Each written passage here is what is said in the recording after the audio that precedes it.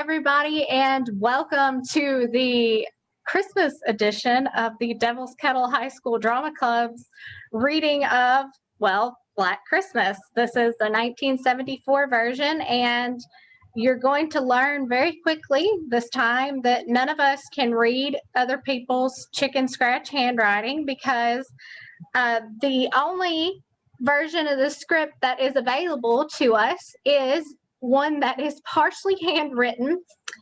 I assume it might be Roy Moore's handwriting. I don't know. Roy, if you're out there, if you want to come and tell us if this is your handwriting, we would really appreciate it because we have been trying to figure out what this says for like the past hour or so. So bear with us. And please, please give some love to our two narrators tonight, which is the lovely Chelsey Scully and Ryan Larson, who will be giving it their frickin' all reading this just partially handwritten, partially typed document of terror. And I mean terror in so many different ways here. So we're just going to go down the cast list and everybody will introduce themselves. You know me, I'm Jamie Alvey, and I will be playing Jess tonight. And take it away, Molly, who will be playing Barb. So, yes, I'm Molly. I will be playing Barb. I was going to go full method and actually be drunk for this, but since I'm still a little sick, I will not be doing that. I can't remember what I normally say for this. You can find me on Twitter at bloggingbanshee. Fuck Peter. Sorry, Analise, but I got attacked for saying Peter was a piece of shit last year. He is a piece of shit. I like to just ram that in there. Fuck Peter. Cosign. I also want to add in fuck Peter. And then we have Laura McVey as Phyl. Hey, I'm Laura. I'm playing Phyl. Fuck Peter and fuck the Toronto PD while we're at it. Laura is our or you know what? Don't fuck Peter. Don't fuck Peter. We shouldn't fuck Peter. No, that's how you get babies. I should know. Oh. And next we have Emleigh, who will be playing Mrs. Mac. Hi, I'm Emleigh. I will be playing Mrs. Mac tonight.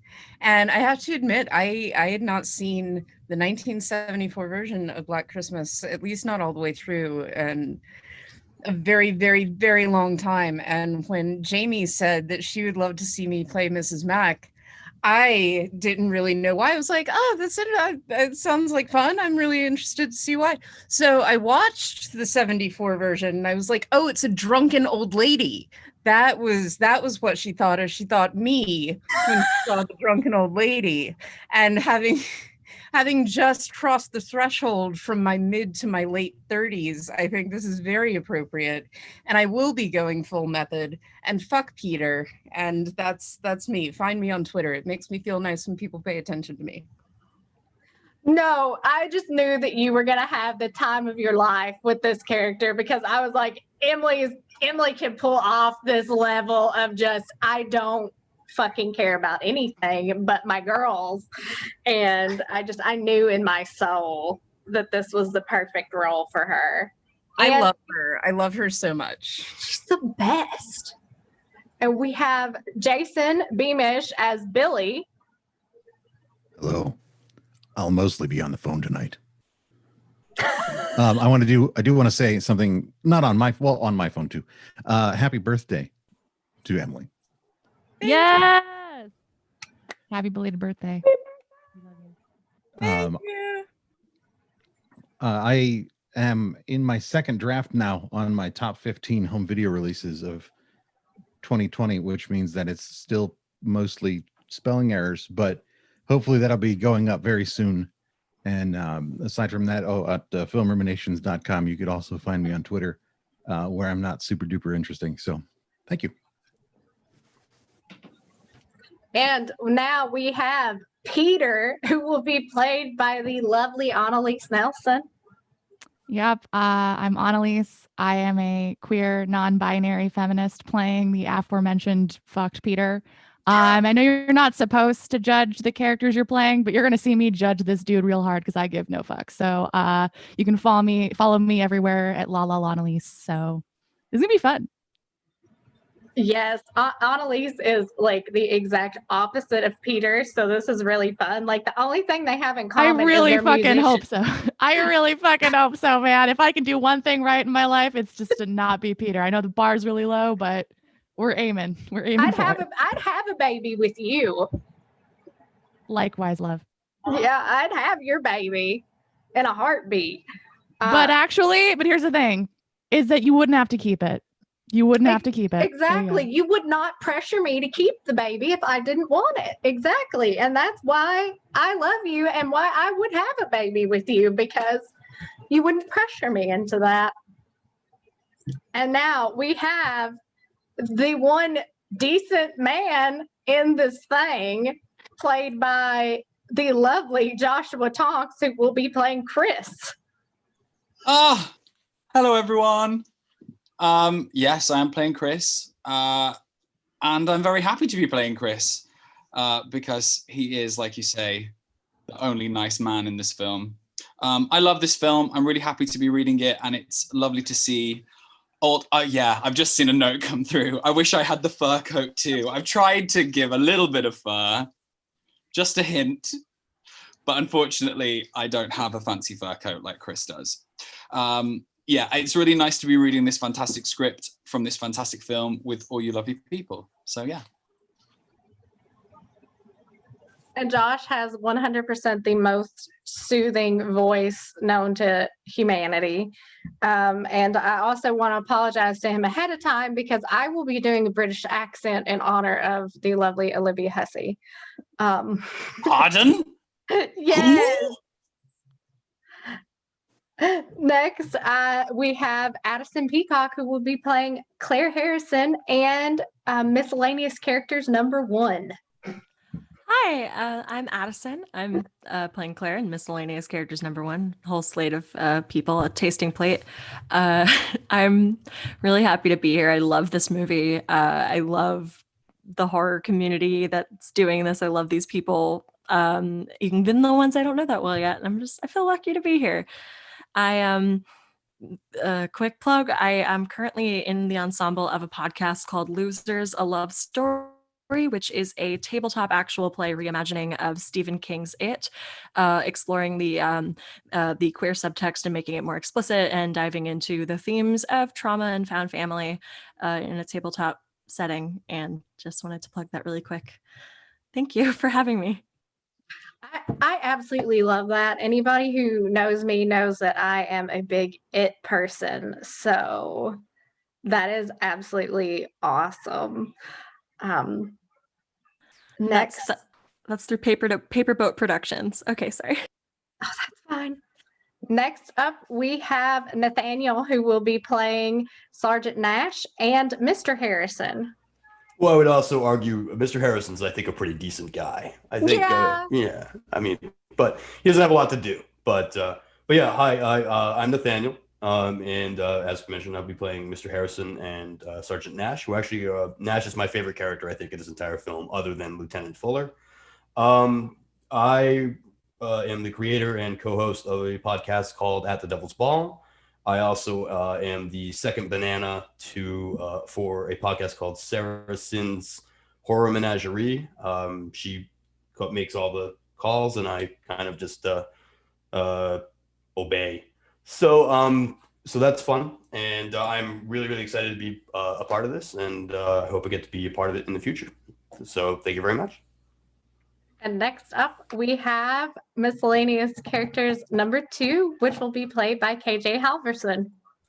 Hi there. I'm KJ. I make a lot of, statements that I think are witty on Twitter. And I'm a graphic designer. I don't aspire to any of these cool things that these folks do, but yeah, I'm excited to be with you guys tonight. So. And next we have the wonderful Maggie, who will be playing miscellaneous characters number 3. Hey, I'm Maggie. I will be playing student, driver, woman, and man number 2 tonight. So all my personalities will come through. You can find me on Twitter, but you probably won't want to. And I'm just happy to be here. Maggie, Maggie's performance as our Shirley in our Hill House read lives in my mind rent free because she went all in when she was berating Steve. So that lives rent free in my mind. And we have our wonderful narrator number 1, Chelsey Scully, who I also want to say makes some of the best crocheted dolls I've ever seen in my life. Period. Thank you. You're Thank welcome. Yeah, so my name is Chelsey and I'm a freelance artist. I, as you said, crochet dolls. My shop is Tales from the Stitch, and you can find that under Twitter and Instagram and all the other social media. I'm super stoked because I've always wanted to do this. So I was really happy when you guys invited me, and I'm happy. It's a movie that I've seen numerous times and love. So I at least have a pretty good idea of going about this. The script's not new to me. So thank you so much for letting me join in tonight. And we have narrator number 2, which will be Ryan Larson. For once, he is not having a sexual encounter. That's like my entire 30s. Hi, I'm Ryan Larson. I don't know. You can find me on Twitter at Ryan Larson. I got a whole bunch of shit listed on there. I keep myself too busy probably. And these are some of my favorite people that I've ever met in my entire life. So I'm just happy to be here. Alrighty, with that, we will get this beautiful show on the road. Take it away. All right. We fade up from black to a long shot of a very large Victorian mansion, surrounded by spacious snow-covered grounds. Warm yellow lights glow from the windows. Hold on the house and begin bringing on the credits. Front door opens and several people exit saying goodnight and thank you and walk to the parked car on the street. A girl comes hurrying alongside the street and up the front walk and exchanges greetings with the people, leaving us as she enters the front door. The camera suddenly begins to move, and we realize that we have been watching the house from a subjective point of view. We hear the crunch of footsteps in the snow as the camera moves towards the window from which the voices are heard. As we approach the house, we begin to hear the labored, raspy breathing of the person whose point of view we now share. It is somehow obscenic and frightening.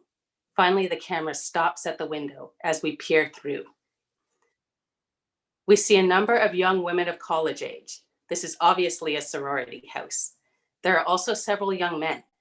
The Christmas party is just winding down as the young girl we saw enter the house comes bouncing into the room. She is Barbara Pollard, 21, not attractive, but burdened with a deep sense of inferiority, which manifests itself in a rather black and sarcastic and definitely defensive sense of humor. We hear the heavy breathing as we continue to watch from outside. Barb comes to the bar near the window and pours herself a drink.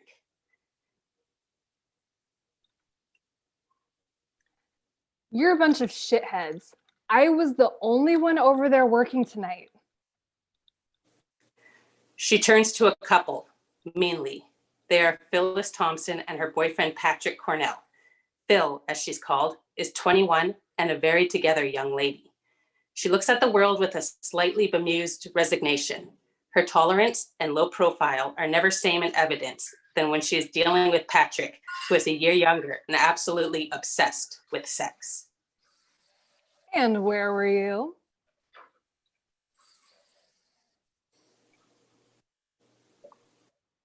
We were there this afternoon, Barb. A likely story. How's it look? Youlish. Very youlish. Got your outfit? Yep. The Jolly Red Giant strikes again. What time do the little bastards arrive? We hear a phone. Around 1 o'clock. Ah, yes. At that moment, Jessica Brackley enters. She is 20 years old, quite beautiful in a vulnerable and fragile kind of way. It's for you, Bob. Thanks, Jess. As Barb leaves the room, the camera begins to move away from the window. It moves slowly around the house, looking up at the second story.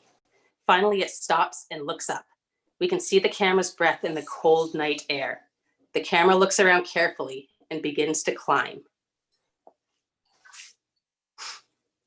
In a reverse angle, the camera looks from inside the upper hall at the large window. The shot slowly tilts up from the window to the ceiling. Through a wide-angle lens, the subjective camera rummages around the attic. There's the sound of heavy breathing. Rags and half-rotted food and old clothes form a bed in one corner of the moonlit attic, and it appears someone has been living here. It bears an unnerving resemblance to a spider's lair. There are dusty old toys in the attic, and as the camera passes, a rocking horse squeaks and swings back and forth. The camera moves along the ceiling of the upper hall, almost as though it is following the subjective camera's footsteps from below. It comes to rest on a trap door in the ceiling. The camera moves in on the trap door, and with a creaking sound of long, unsoiled hinges, it slowly begins to open. Hey, can you keep it down? I can't hear a damn thing. The camera tilts down from the attic trap door along the wall to a set of stairs in an alcove off the second floor hall that leads to the attic door.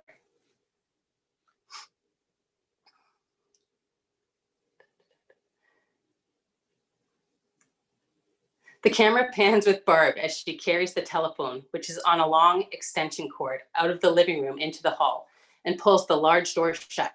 She returns to the phone on the hall table and picks up her drink. Yes, Mother, I can hear you now.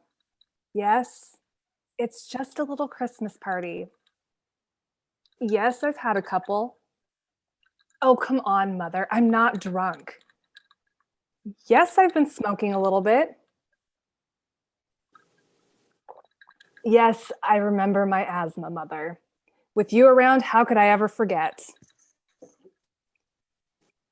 Yeah, I have to do something tomorrow afternoon, and then I'm taking the 7:20 train to the city. In a long shot through the heavy stair railing from just around the corner at the top of the stairs, we see Barb on the phone. We hear a breathing sound from the subjective camera. Oh, come on. You've got to be kidding. Why couldn't I come with you? Well, who the hell is he? Oh, Christ, Mother. You're a real gold-plated whore, you know that? Rude. I was trying to be a bit more than rude, Mother. The living room door opens and one of the girls comes out into the hall with her boyfriend. She is Clare Harrison. She is from a small town not far from the college and is less sophisticated than the other girls. She is with Chris Hayden. There we go. He is athletic, quiet, self-assured, and from the town in which the college is located. The camera watches them as they cross the hall to the front door and they kiss goodnight. Good night. I'll see you next week. Call before you come. I'll have to get my parents used to the idea. Chris tries to pull open the front door, but it is stuck. Yeah, Jess and a couple of the other girls are going skiing, maybe. Sure. We see Jess looking at Barb compassionately. Barb and her mother are an old story. The camera follows Phyl and Patrick as they move past Jess towards the front door. Hey, wait up, Chris. I'll give you a ride. Will you keep it down? Patrick kisses Phyl passionately and tries to slide his hand down her back. She pulls away in mock anger. Jesus, Patrick. Why don't you ever take me seriously? Because you're an idiot. Yeah, but I'm sexy. You're a sexy idiot. Now beat it. Guess I'll have to. Patrick. Patrick and Chris leave. Handheld turns away from the scene in the lower hall and moves into one of the bedrooms upstairs. The room is dim. There's only one small bedside lamp on. A cat on the bed looks up suddenly and runs away. The room is frilly and obviously belongs to an older lady. The camera shows a black and white photograph of two young girls beside a sign which reads, MacHenry Sisters, Song and Dance. Camera passes telephone on the table. The camera moves on. We hear heavy breathing. The living room door opens and Barb enters and puts the telephone back in its place on the table, just inside the door. The girls are chatting and starting to take dishes and ashtrays out to the kitchen. The camera follows Barb as she crosses the room. You feel like going skiing for a few days? Sure, Barb. My mother's taking a place up at Mount Holly. Anyone else want to come? Sure, I will, Barb. Great. Who else? How about you, Claire? Thanks, Barb, but I've made other plans. And there goes the only broad in the whole school whose parents sent her because it's a religious college. There's another long, awkward moment. Everyone is embarrassed. The moment is broken as the telephone rings. Jess goes to answer it, and the camera follows her. I'll get it. Hello? Hello? Hello?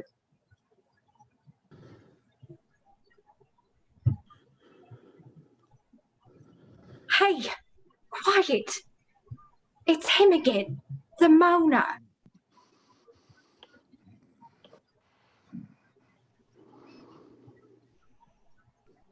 The sound is a low wailing moan, like a wounded animal, yet there is something insanely sexual and human about it. It is really quite chilling.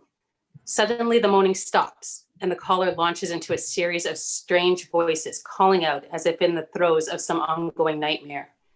The girls look at one another with an apprehension that they are not able to disguise.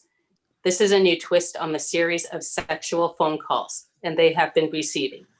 The voices are so psychotic that the girls are beginning to get...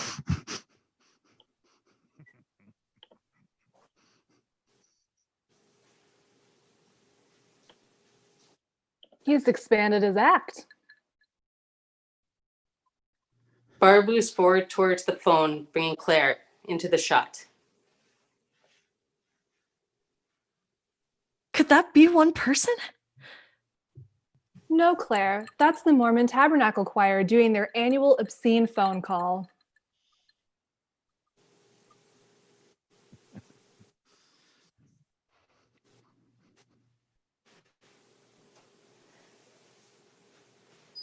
Oh, Lord. I'm sorry, just hold on here. I completely lost my page. It happens. It happens to the best of us. That's at the bottom of 11. What? 11. Camera pans slowly back. Ah, yes. Okay, the camera pans slowly back to Jess and begins to move in tight on her and the girls. Quiet down and listen to the continuing stream of madness. Some of the girls start to urge Jess to hang up. Suddenly, the voices stop and the moaning comes back on, intense and ugly. She stops and grabs the phone. She is rather tight by now. Listen, you pervert, why don't you call the Lambda Chais? They could use a little of this.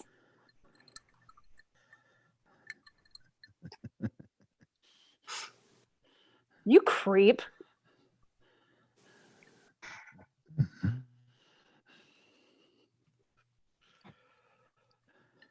You stinking little creep. You get your rock sauce girls on the phone. You'd probably run the other way if you saw a real one. What if I just kill you?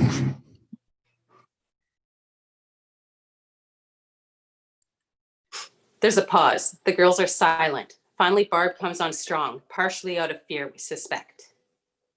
Why don't you find a wall socket and stick your tongue in it? That'll give you a charge. Fucking creep.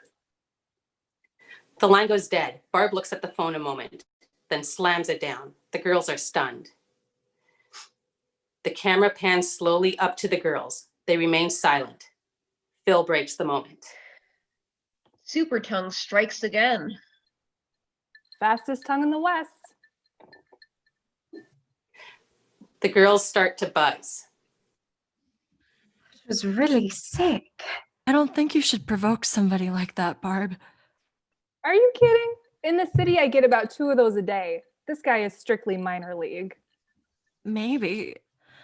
You know that townie was raped a couple of weeks ago? Claire, you can't rape a townie. You really are too much. Listen, kid, this is a sorority house, not a convent. I'll see you later. I'm going to pack. She crosses out of the shot and Jess gives Barb an angry look. Come on. She didn't mean anything. No, it's okay. Really, I have to finish packing. She moves up the stairs. Camera singles on Jess, then dollies with her as she moves back to Barb. Hasn't she had enough trouble fitting in here without you getting at her all the time? I know a professional virgin when I see one. And speaking of professionals, here comes the queen of vaudeville circa 1861. Ta-da! The girls turn to see Mrs. Mac, the house mother, enter the front door carrying packages. Mrs. Mac is a classic character. Indeed, she is the latter-day version of one of the Voldiver girls whose pictures we saw on the dresser upstairs. Mrs. Mac is one of those people who continually mutter to themselves, supposedly under their breath, but actually for all the world to hear. Her concern with propriety and proper conduct is totally surface. Actually, she doesn't give a damn about what the girls do as long as it doesn't make waves and jeopardize her own comfortable existence. Of course, she makes a great fuss and pretends about the rules, but above all, the thing that characterizes Mrs. Mac is her habit of smiling and fawning to one and all, to their face, and then when their backs are turned, launching into a torrent of mutterings, berating the world for the way it imposes upon poor Miss Mac. She can be very clever and biting about it, and the girls take great delight in her. Adding to her reputation as a character is her continual subterfuge to hide her steady nips at the old sauce. Her ingenuity in this record is remarkable. Mrs. Mac, where have you been? The party's nearly over. Shopping. Oh my God, the people who buy for these shops must take tacky lessons. I've never seen such garbage in all my life. The girls take the packages out of her hand and usher her into the parlor to receive her Christmas present. One of the girls shoves a glass of eggnog into her hands.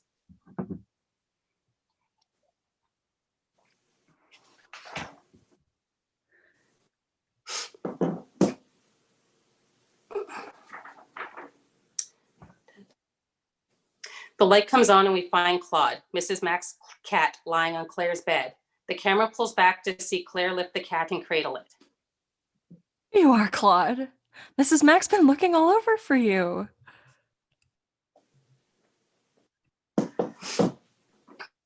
Cat leaps out of Claire's arms. She shrugs. The sound of the girls downstairs is heard in the background. Claire sets her drink on the night table and starts putting things into her suitcase, which is open on the bed. The camera stays with Claire as she moves to the closet and takes out a bunch of dresses. The camera holds on the closet.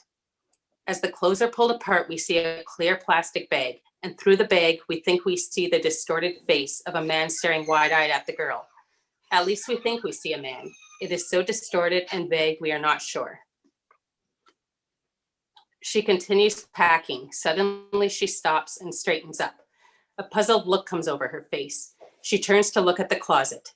We hear the sound at almost the same time she does, a low moaning, strange, disturbing. The camera tracks slowly with Claire as she moves towards the sound. Who is that? Is that you, Claude? Mrs. Mac? Through the bag, we see Claire's distorted shape approaching us. The camera follows behind Claire. The sound grows.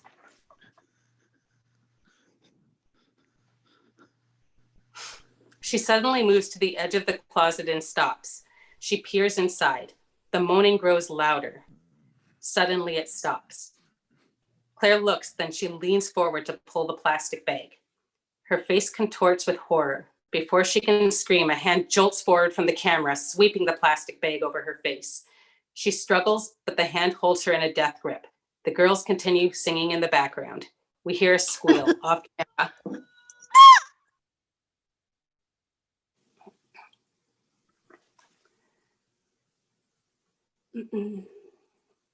Mrs. Mac holds up a rather darling negligee the girls have bought for her. Oh, girls, it's lovely. I got about as much use for this as I do a chastity belt. Of course they heard Mrs. Mac. They suppressed their laughter. The girls began to chat. Put it on, put it on, put it on, Mrs. Mac.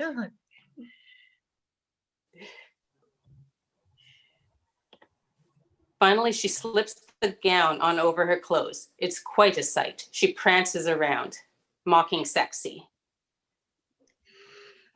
Do the opening for us, Mrs. Mac. Oh, no, no. The girls get up and clamor for Mrs. Mac to do the intro, and she has her sister Myrtle used to do years ago. She loves to be coaxed. Come on, Mrs. Mac, you haven't done it for us in months. No, no, no, I'm too tired. I'm an old lady.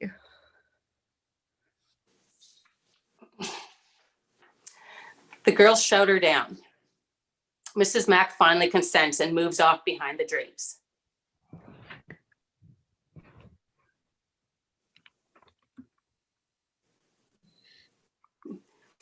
We see Mrs. Mac chubby leg come sliding out from behind the curtain, and then she comes sashaying out, a ludicrous parody of what once must have been something.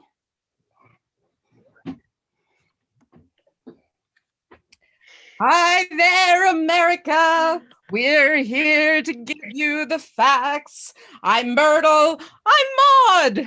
We're known as the Macs. We sing, we dance, we set a lively pace, we joke, a grind, an occasional funny face. Now I know what killed the vaudeville. It must have died in agony. Claire's body bumps along as it is slowly dragged across the floor upstairs. Mrs. Mac is finishing up her number. The girls are whooping it up. Get the hook.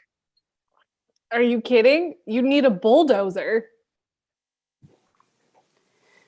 Mrs. Mac finishes her number and the girls applaud. Mrs. Mac blusters. Okay. Party's over. Let's get this place cleaned up. If the dean saw this, I'd be back in vaudeville.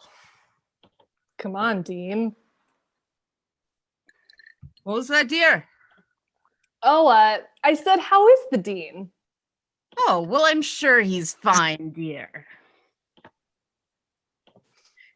She helps Barb up and starts her off upstairs. This leaves Mrs. Mac momentarily alone in the parlor. She rushes to a bookshelf, pulls out some books, and takes a bottle of sherry from behind them. She takes a quick glug while she calls out to the kitchen.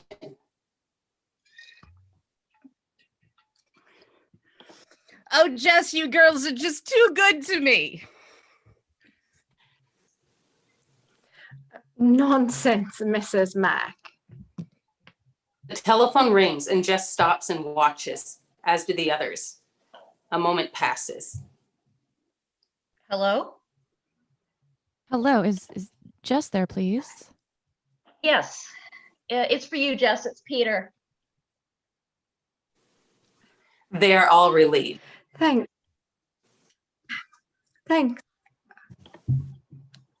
Hello. Hi. How was the party? It was good. Too bad you couldn't make Yeah, it. well, you know I've been practicing for 4 days straight.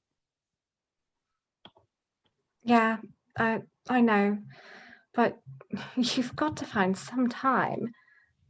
I've got to talk to you. The other girls move past Jess and go upstairs. Jess picks the phone up and moves out into the hall. Mrs. Mac stops on her way up.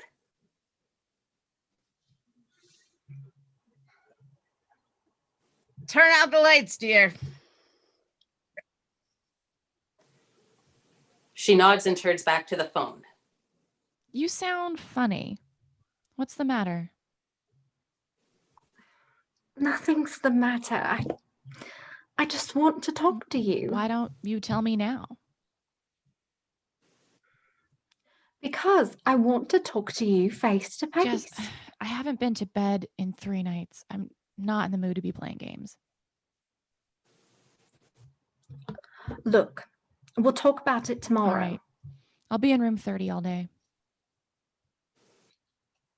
Okay. I'll see you around 2. I didn't mean to sound short with you. I guess I'm just exhausted. Yeah. It's okay. I love you. I know. I'll see you tomorrow. Yeah. Good night.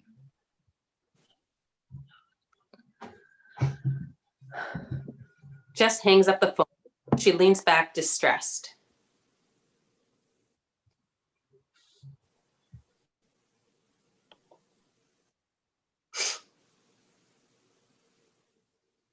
We see Mrs. Mac brushing her teeth, her hat and negligee still on. She looks up with a mouthful of toothpaste and stares at herself. A moment time recalls her recent moment in the limelight. I'm America. For facts. I'm mortal. I'm mine. We're known as the Max. She stops looking at herself for a long moment. The bleary-eyed old broad begins to break through her reverie. She makes a face, then throws open the medicine chest and takes out still another bottle of sherry. She tips it up, using it to rinse out the toothpaste. She looks down and sees her negligee.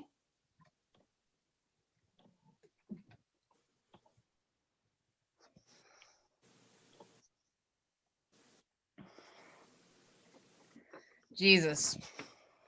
I wouldn't wear this to have my liver out.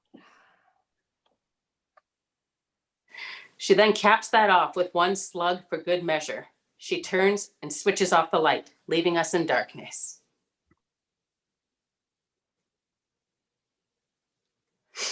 The screen is empty and dark. Suddenly, with an oomph sound, Claire's face rocks into frame in a tight close-up. Her head is grotesquely in the clear plastic bag, which is sucked hideously up into her mouth and nostrils. Her eyes bulge out, staring vacantly. We hear a small child's voice murmuring softly. Claire rocks in and out of the frame a couple of times, and the strange sounds continue as we pan across Claire's body to the window. A light snow falls.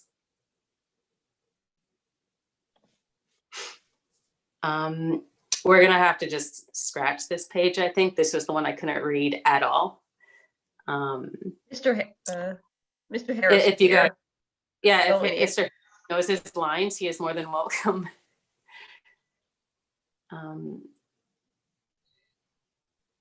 Mr. Harrison, it pulls up in a car, basically gets hit with a snowball. He's knocked down. And then a young man runs up to helps him up. And Mr. Harrison's kind of annoyed and says, "Thank you very much." That's okay. I'm sorry. I should have been keeping a better watch on them. Yes, I should think so. Yeah, well, I said I was sorry.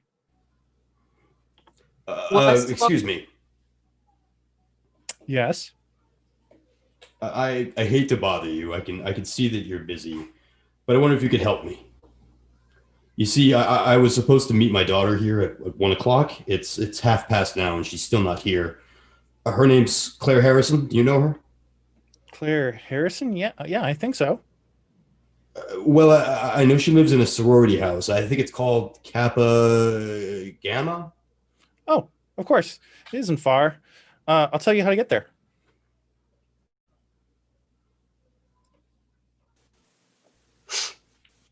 In an extremely long shot, we see Jess sitting alone on a bench in the campus. It is obviously quite cold, but Jess sits very pensively. We begin a long, slow zoom towards her. Inexplicably, we hear the very prevalent sound of a very lush piano piece thundering all about us. As we near Jess, it gets louder and louder. Finally, we reach a close-up of Jess. She looks up off camera. The camera starts tight on Santa's face as he booms out, ho, ho, ho. The camera pulls back to reveal the large paneled living room of the fraternity house where about 25 children are playing various games and shouting. Several of the fraternity brothers are playing with the children.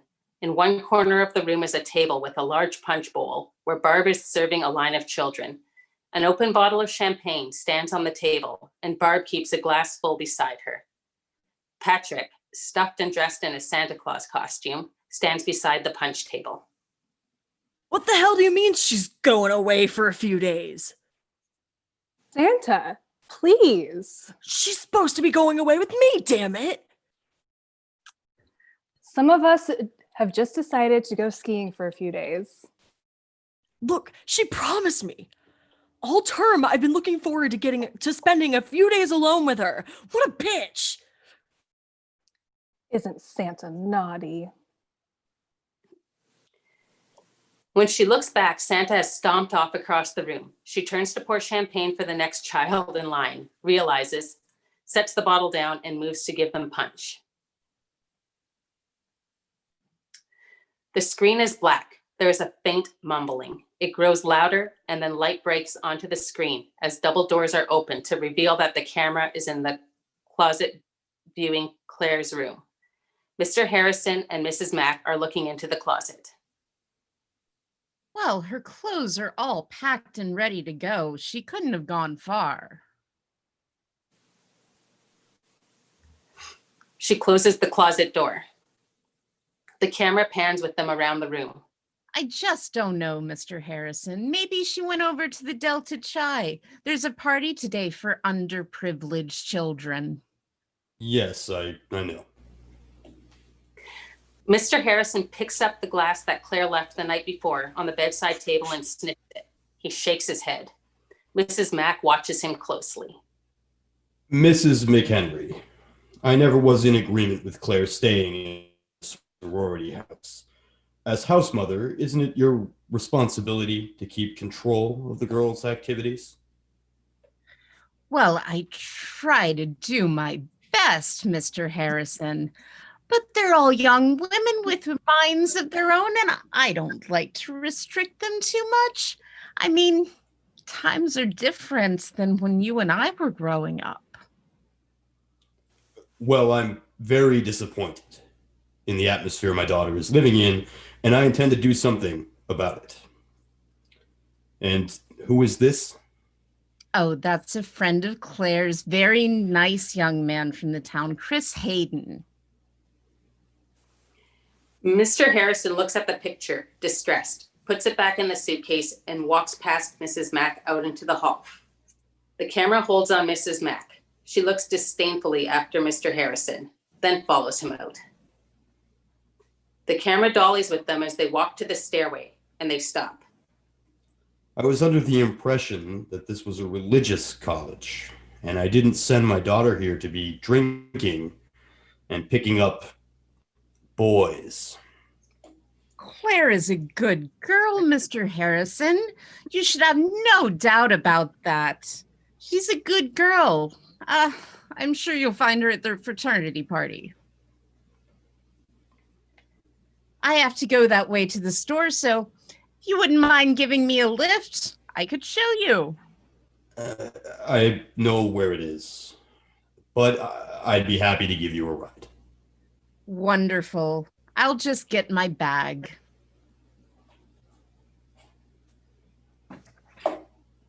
Mrs. Mac comes into the room muttering to herself. She walks up to the mirror on her vanity and fusses with her hair.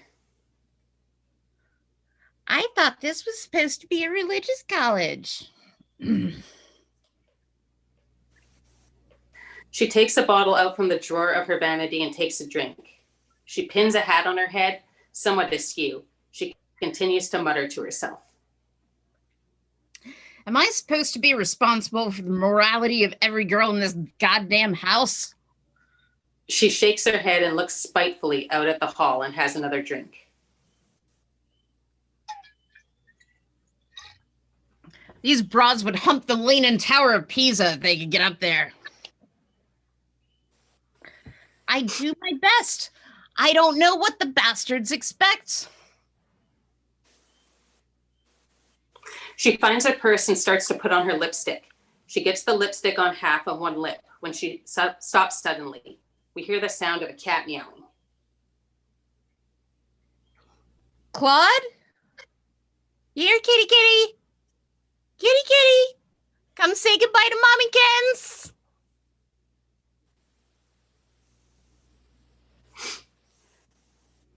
Here, pretty Claude. Come to Mommy. Kitty, kitty, kitty, kitty, kitty. She stops. The sound seems to be coming from below. She bends over to listen, and the contents of her purse spill out onto the floor. She bends over awkwardly, gathering up the articles. Damn it, Claude, where are you? Kitty! Kitty! Come on, Claude, you little prick! Just at that moment, Mr. Harrison comes up the stairs so that on the word prick, they're practically nose to nose. He stares at her blankly. We go to Miss Mac, who's quite a picture. With her half-lip lipstick, she makes quite the picture. Mrs. Mac stares back at him for a long moment. Then, never missing a beat, she breaks into a toothy smile. This is very kind of you, Mr. Harrison. He stares at her, finally. Think of it. He turns and moves out of frame. Mrs. Mac looks after him. She makes a slightly obscene gesture and scrambles up.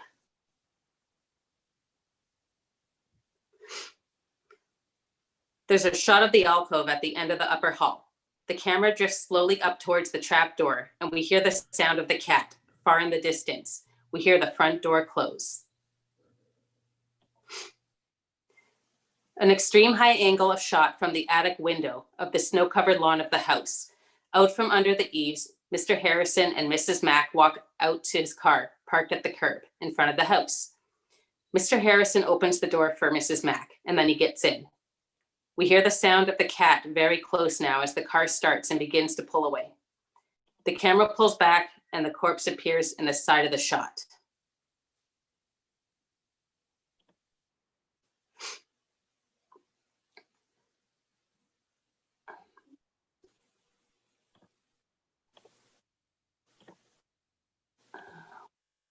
The dramatic piano piece is playing as we fade up on a severe geometrical wide shot of the elaborate Gothic building we saw earlier. Hold for several seconds while the music plays, and then Jess walks into the static shot along the bottom of the screen. She is the only color against an otherwise monochromatic shot. She walks to the front door and disappears into the building. The music continues as the shot moves very slowly and tighter on a window on the second floor. Several seconds go by and the camera moves in, and then the music stops abruptly.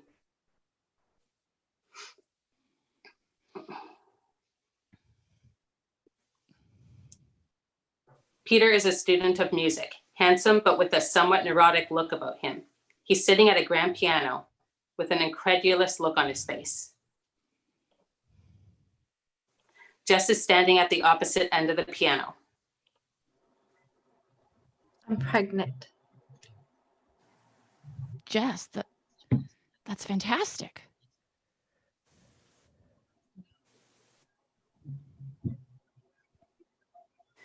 The camera pans with him to include Jess as he moves toward her. That's great. I don't want it. We see Jess in profile with Peter behind her. She does not look at him. You don't want it? No. I'm going to have it terminated. How can you even make a decision like that? You haven't even asked me. I wasn't going to tell you about it. Jess, I want you to have that baby. I can't. For God's sake, Jess, don't you even consider anyone but yourself? I've thought this out very carefully, and I know what I'm going to do. Do you know how important this afternoon is to me? Yes, I do. Just why don't you just get out of here? Jess looks at him for a moment, then stands to put on her coat. We can see the whole recital hall, and Jess comes to the hall to the door. Peter calls out to her. I want to talk to you tonight. There's really nothing to discuss, Peter. I think there is. I'm not going to change my mind. We'll see. Will you be there at 9 o'clock? Yes. Okay. I'll see you then. Jess walks out of the room. Peter turns slowly, walks back, and sits at the piano thoughtfully. He looks at his watch. He begins to play a difficult passage. He plays beautifully for a minute and then makes a mistake. Peter slams his hands down on the piano. The discordant note reverberates. He looks truly uncomfortable and out of place in a smaller room off the hall of the fraternity house.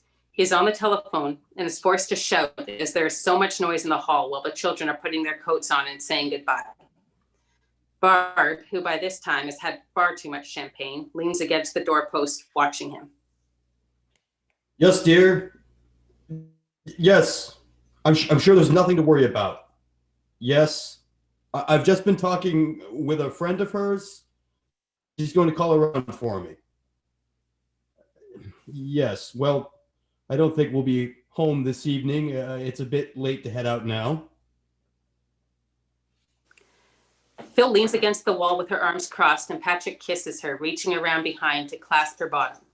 Just then in background, Barb comes by, ushering some children out. She stares at Patrick's hand placement. Jesus, they ought to call you Santa Crotch instead of Santa Claus. Barb moves on. The camera begins dolling around Phyl and Patrick. You're going to blow your image, Santa. So you're not going away skiing? You're not going away skiing. Come on, what's going on? Patrick, I can't take you seriously with that beard on. He pulls his beard down under his chin and he kisses her and looks at her passionately. I've got a place in the hills not far from here. Ski slopes, a fireplace. You'll love it. I love you. Phyl pulls down on Patrick's Santa beard, stretching it on its elastic.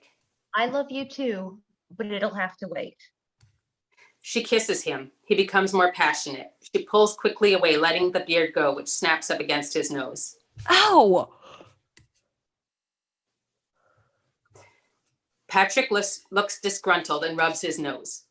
The last couple of children are on their way out the door and look at him curiously. He looks at them with exaggerated resentment. He growls. He stares. Beat it, kid. The boy's face puckers and he starts to cry. Oh, Christ. In a glass phone booth in a long corridor, Peter is trying to support the receiver with his shoulder, tie his tie, and finish dialing the last few digits of a phone number. He stops fidgeting and taps his foot impatiently as it rings several times. There is no answer. He looks at his watch, hangs up angrily, and gets his dime back. He steps out into the hall, preoccupied. Another student passes him. Good luck, Peter. Oh, thanks, Alan.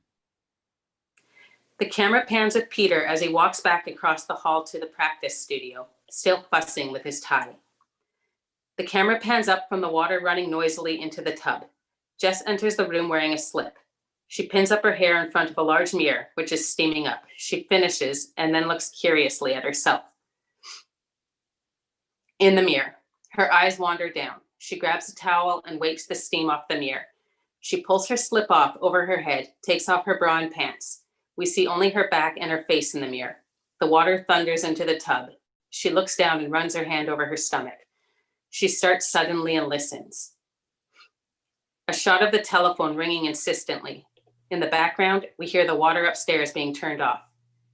Jess, now in a bathrobe, comes down the stairs, through the hall, and into the living room. She picks up the phone.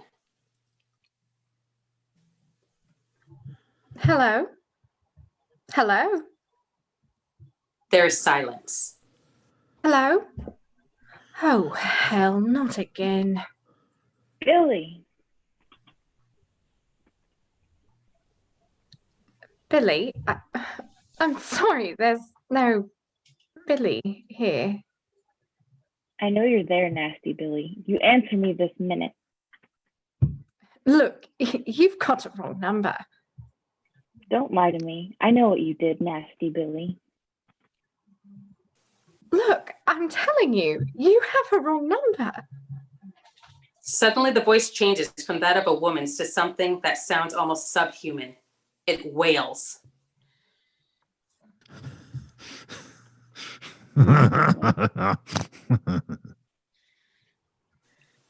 Jess slams the phone down almost involuntarily. She looks down at it with a shudder, not sure exactly what to do. Suddenly, Jess jumps as there is a loud banging sound. In a shot from the back of the dark panel stairway, we see down into the front hall where a figure, distorted out of recognition by the elaborate cut glass front door, stands banging on the door.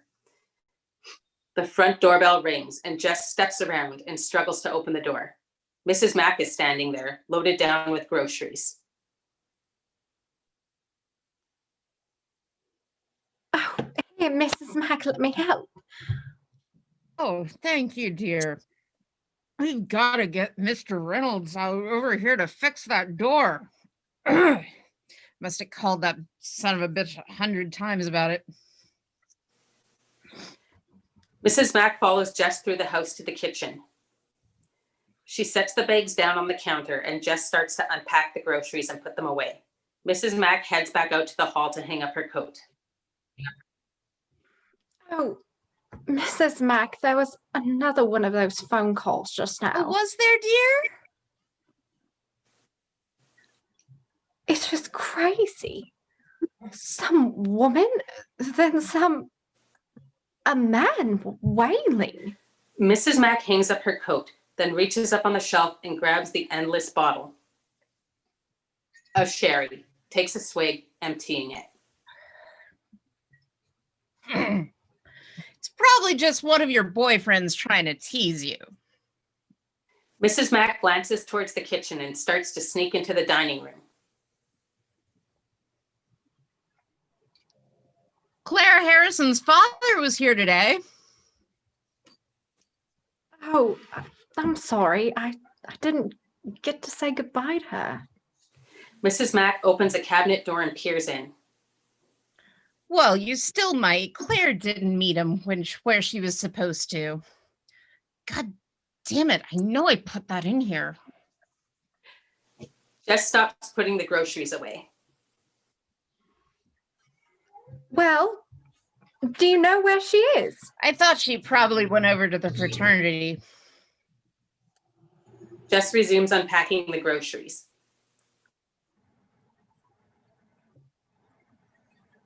Oh, yeah? Maybe she did. There you are.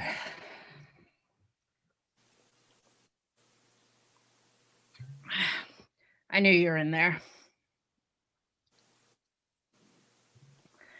The cat.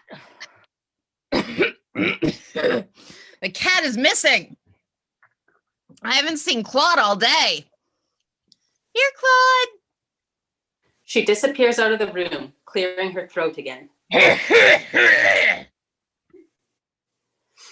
There's a small local police station festooned with Christmas decorations.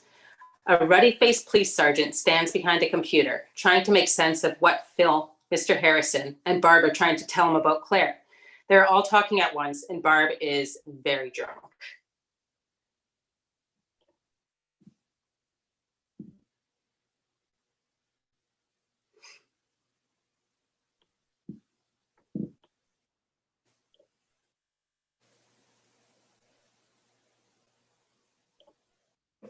All together now.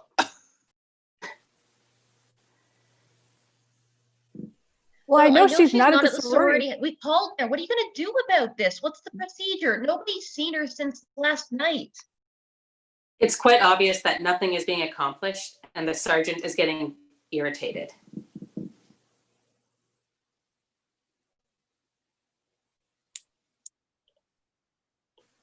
Where are we? I'm sorry. I thought I didn't have a line for a while. I apologize. The bottom of page 45. 45. Okay. Yeah. Okay. Please, could you just give it to me one at a time? Well, what the hell are you going to do about it? And you just shut up. For a public servant, your attitude stinks. Shut up. Barb turns away and stares angrily off into space.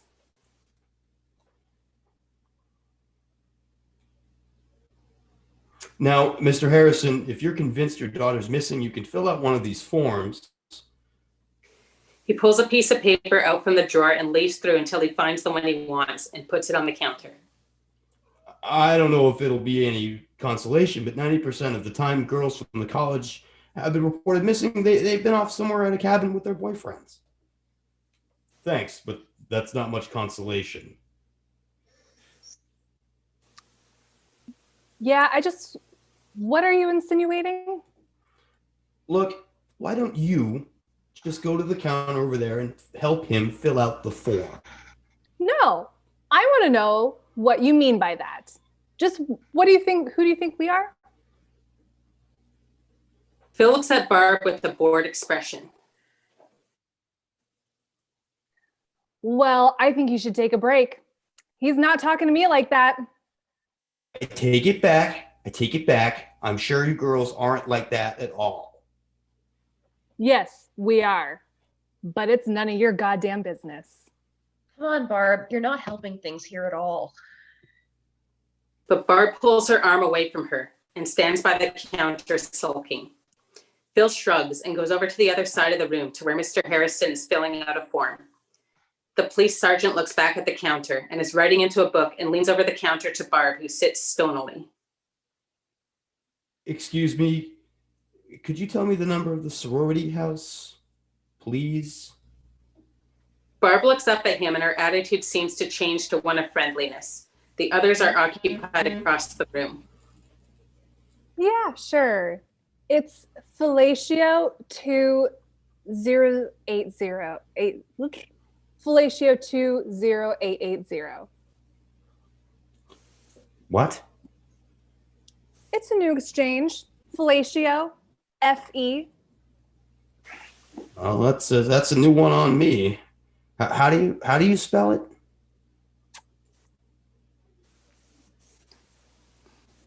Capital FELLATIO.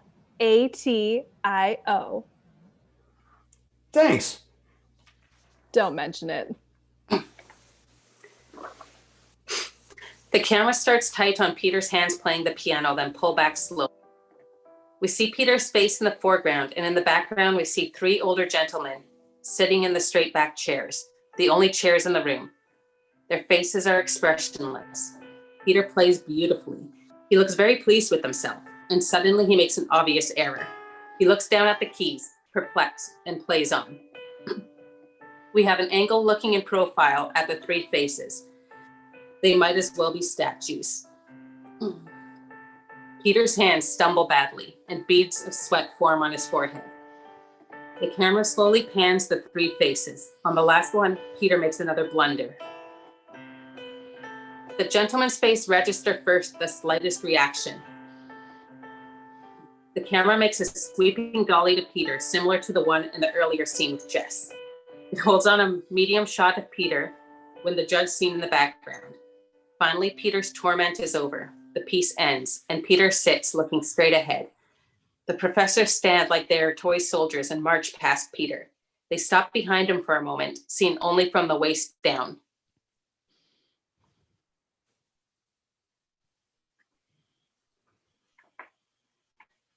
The gentlemen walk away, their footsteps echo across the empty room.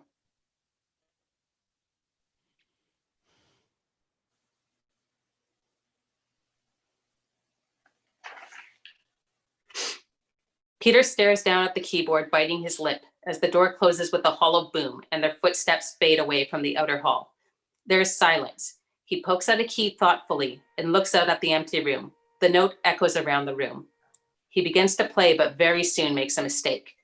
He stops, composes himself, takes a deep breath, and tries again. He plays the passage where he made the mistake earlier. It begins slowly and quietly, but as he approaches the difficult passage, he plays with more passion. Tears come into his eyes and run down his cheek. He plays perfectly to the end and then stops. He laughs bitterly. He looks disdainfully at the piano and then around the empty room. He gets up slowly and walks towards the door. As he passes a music stand in the middle of the room with a heavy metal bass, he stops and thinks a moment. He turns, takes the top of it, and walks with the bass back to the piano. Cut to black. The camera is shooting the raised top of the grand piano. It moves and is suddenly flipped roughly back. It teeters for a second, then noisily wrenches off its hinges and falls with a huge clatter to the floor. Peter can now be seen standing on the far side of the piano with a malicious look on his face and the music stand over his shoulder. He raises it and slams it viciously into the works of the piano. The sound booms around the room. He methodically slams it violently with all his strength, several times. Strings snap and chips of wood fly. He stops as suddenly as he began. He sets the bass down and coolly surveys his handiwork. He turns away and calmly walks down the room and out of the door. It slams hollowly behind him. The hollow booming sound carries over into a large, bright skating rink where hockey practice is taking place. The players skate around, passing the puck back and forth, then line up on the blue line and fire shots at the goalie, who is well padded and wears a mask. Jess enters. She glances around and walks to the side of the rink, down to where the players are. She stands behind the screen, directly behind the goalie, trying to attract his attention, but there's too much noise on the ice. Finally, she puts 2 fingers in her lips and whistles loudly. The practice stops and the goalie turns to her. Can I see you? The goalie, still with his mask on, nods at her, waves at the other players, and skates over. They speak through the wire screen. Have you seen Clare today? No, she went home. No, she didn't. No one knows where she is. What? I thought maybe she was with you, or at least you might have heard from her. No, not since last night. It sounds a bit alarmist, but maybe we should go to the police. Her father already did that this afternoon with Phyl and Barb.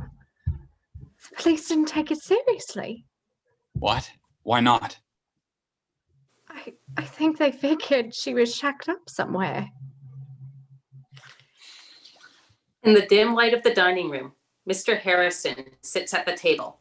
Phyl sits opposite him and Barb sit slouched in a big chair in the corner of the room with a drink.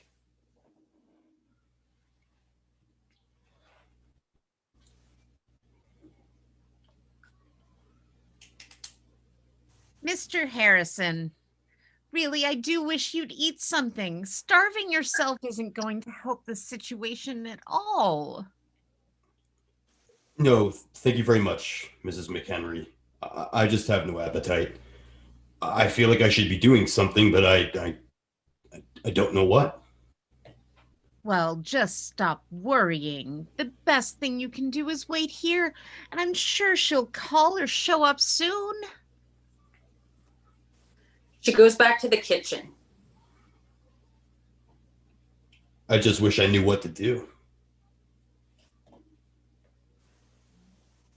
The camera moves in on Barb. She is even more drunk than before. Did you know, and this is a little known fact, there are some species of turtles, or is it tortoises? No, it's turtles. There are some species of turtles that screw for 3 days without stopping. Everyone looks up at her dumbfounded. She falls back into the chair for dramatic emphasis. Oh, yes. You may not believe me, but I'm not making it up. They screw for 3 days. Mr. Harrison's mouth hangs open, and Mrs. Mac tries to intervene. Barb, dear. You don't believe me, do you? Well, it's true. 3 days without stopping. I'm lucky if I can get 3 minutes. 3 days, honest Injun. I know, because I went to the zoo to watch them. It's very boring. I didn't stay for the whole 3 days, actually. I went over to watch the zebras. They only take 30 seconds. She starts to giggle insanely and spins off into drunken laughter. The others stare embarrassed, not sure what to do. Finally, Barb stops abruptly and stares at them. She appears almost sober. You think it's my fault, don't you? Barb, stop it. Don't shit me. Why don't you just come out and say it? Go ahead, say it. Say it. You think I drove her off. If she's dead, you're all going to blame me. They are stricken and there's a long silence. Mr. Harrison steps back. Barb, for God's sake. That's what you're all thinking. Why don't you just say it? She starts to sob. Barb, you don't know what you're saying. You've had too much to drink, dear. Mr. Harrison is going to have a very poor impression of this house. I don't give a shit. I'm sick of people insinuating things around here and never coming out and saying what they really mean. She stands up steadily. Barb, why don't you go up and lie down for a while? Oh, shut up. She pulls away from Mac. Leave me alone, God damn it. I know you think it's my fault. You've been implying it all afternoon. Barbara, you're drunk. Go to bed. Barb looks at them angrily and then storms out of the room.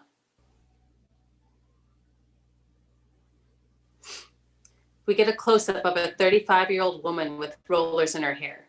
She is Mrs. Quaife, a woman from the town. She's out for Christmas holidays, but you see there was a band practice over at the high school today. Janice plays clarinet. Across a desk in an office lined with maps and files, Lieutenant Ken Fuller watches her and listens sympathetically. He is 35, ambitious, and a native of the town. He's also bright.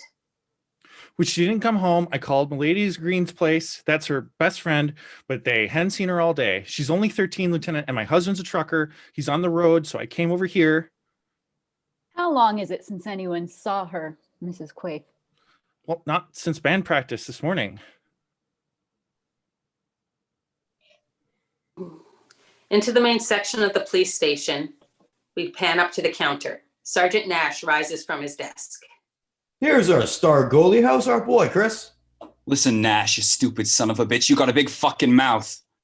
What the hell are you talking about? Just then across the room, a door opens and Lieutenant Fuller steps out. He is surprised to see Chris. Hi, Chris. How's your brother? I haven't seen... Chris raises the door on the counter and walks through the main room towards Fuller. Jess follows him. I gotta talk to you, Ken. Fuller pulls his office door shut behind him. Yeah, what is it? I want to know why nothing's being done about Clare Harrison being missing. and how this schmuck gets away with saying the things he does. Why? Do you know her? Yeah, I've been taking her out. Oh, this is Jess Bradford. She lives at the same sorority house as Clare. Jess, this is Ken Fuller. Come on in. Come on in for a minute. Sergeant, get me the file on the Harrison girl.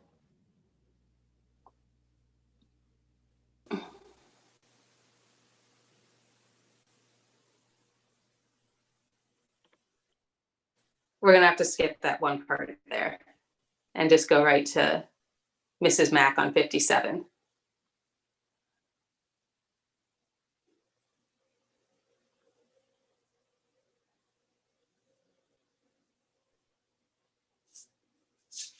Is it any news? Yes. Where's Mr. Harrison?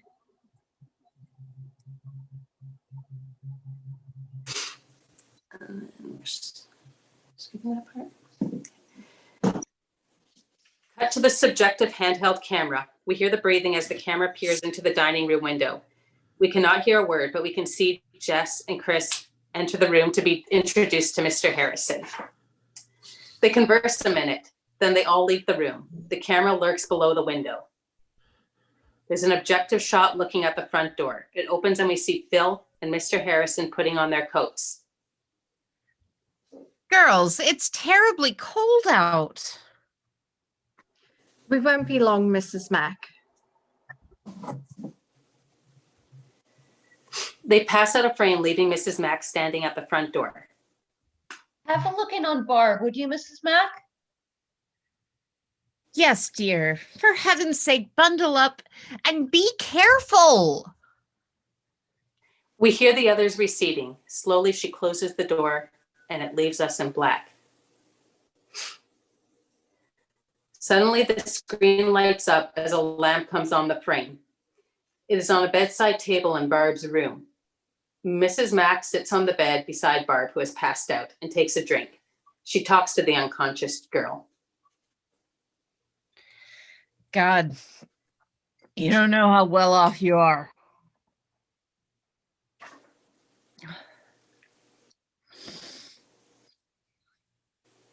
She puts her drink down on the table. She is only slightly smashed, and she pulls Barb's shoes off and starts to undress her. I'm telling you, I must be the best goddamn house mother on campus. She takes another drink and struggles with the girl's body to get her blouse off. If they were to give out an award for best house mother, I bet I'd get it. Barb's leg is wrapped around Mrs. Mac's shoulder awkwardly as the old lady takes another sip of her drink. Mrs. Mac puts down her drink and looks at Barb. What a slob. 12 years I've been looking after girls like you. No gratitude at all. Shit. I'd at least get house mother of the year. She roughly pulls off Barb's skirt and tosses it across the room onto a chair. She grunts as she rolls Barb over to take off her bra. She takes another drink and glances around the room.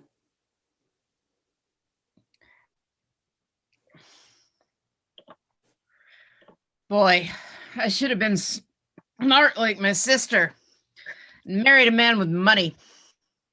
She leans back, dreaming of such a life, and rests her glass with the ice cubes on Barb's bare back. Boy, what a life I'd have. Florida every winter. Barb stirs and moans and tries to swat at the cold drink on her back. Seeing what she's done, Mrs. Mac quickly moves the drink and puts it back on the table. Sorry, honey.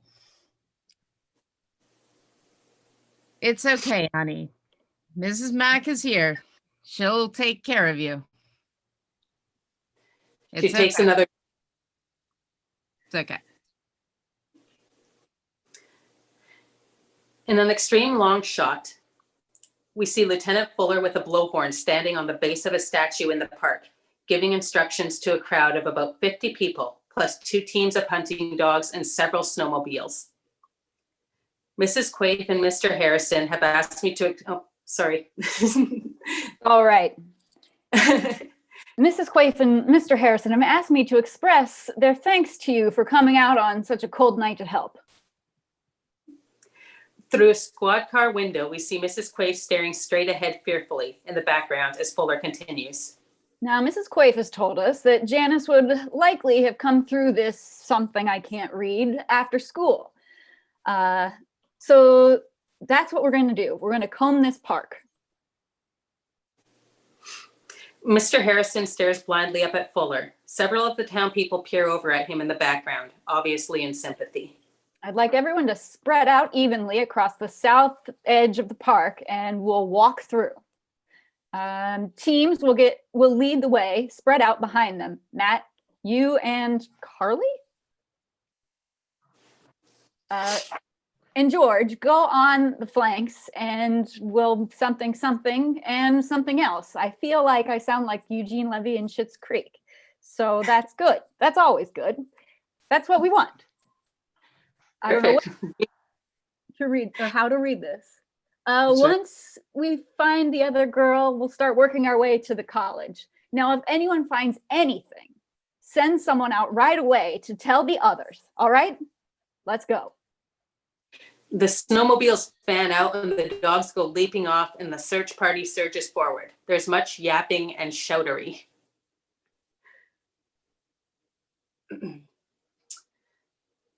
We go to a new shot of the moon. There is silence. Slowly, the camera tilts down gradually, revealing the sorority house in a very long shot. The silence is broken by the sound of footsteps in the snow, and a figure walks into the frame. He squats on his heels against a tree and looks at the big sorority house across the street for a few seconds. As he turns his head, we see that it is Peter. He glances at his watch, rubs his forehead thoughtfully, and then rises and walks out of the frame. The shot stays on the house as his footsteps recede into the crisp snow. There's a shot of the gloomy attic. Moonlight comes in through the window and the cat wanders through the array of trunks and boxes. Suddenly it leaps and lands on the lap of Claire's corpse in the rocking chair, which begins to move back and forth. The cat rubs lovingly against Claire. The camera moves up to her face wrapped in plastic, staring emptily as it rocks just slightly back and forth in the moonlight. At a desk in the living room, Mrs. Mac sits, now dressed in a wool suit and matching hat for traveling. She sips on a drink and writes a note. She signs it, takes another gulp of her drink, picks up the note and begins reading it in a low mumbling monotone. As she reads in the big empty house, the camera shoots her from odd angles, occasionally with foreground objects, and shows several shots of the dark empty dining room and the long dark stairway leading to the second floor.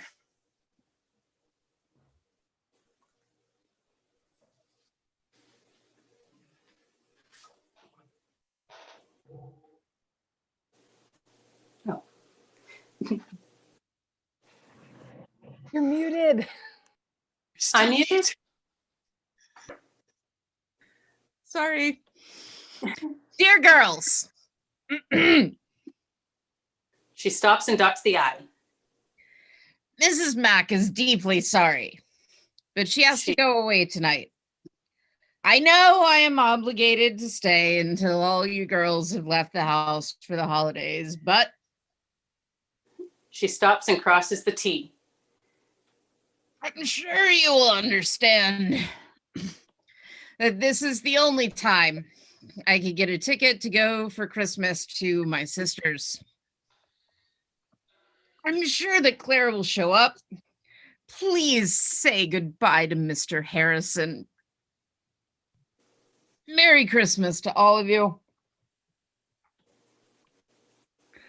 Love, Mrs. Mac.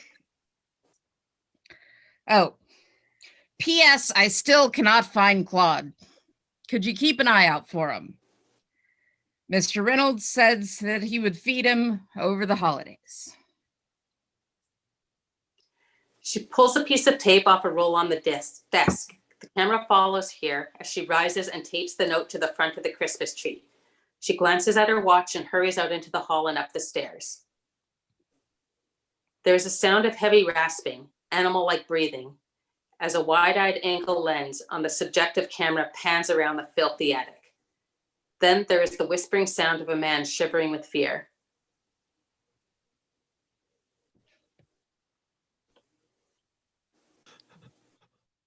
Oh, God. No. Please stop me. Please. Then there is ominous silence, and we hear the soft purring of a cat, and then the sound of it meowing. The cat is nowhere in sight. The camera pans with Mrs. Mac as she hurries into the room where one bag stands packed ready by the door, and another lies open on the bed. She scurries about the room, grabbing a couple of last-minute things. She tosses them into the suitcase. She pulls the negligee that the girls gave her out of the box and holds it up in front of her. She looks across the room into the mirror and hums and does a couple of dance steps from the routine that she did for the girls. She stops as quickly as it started, tosses the negligee into the suitcase and the bed, and closes it. She is pushing and snaps shut when she hears the sound of a car horn. She pulls back the curtains and sees a taxi waiting for her down the street. All right, God damn it, I hear you.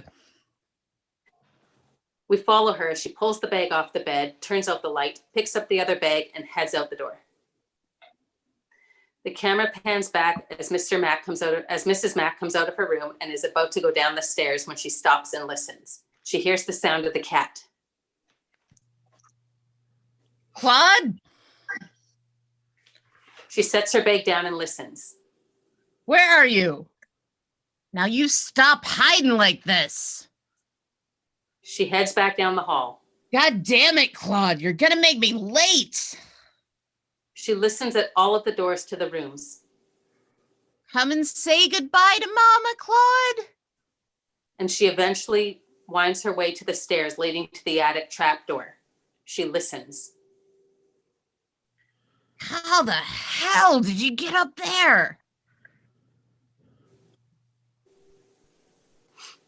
She walks up the stairs and starts to push the trapdoor open. The taxi driver honks his horn. Oh, shut up. You can wait.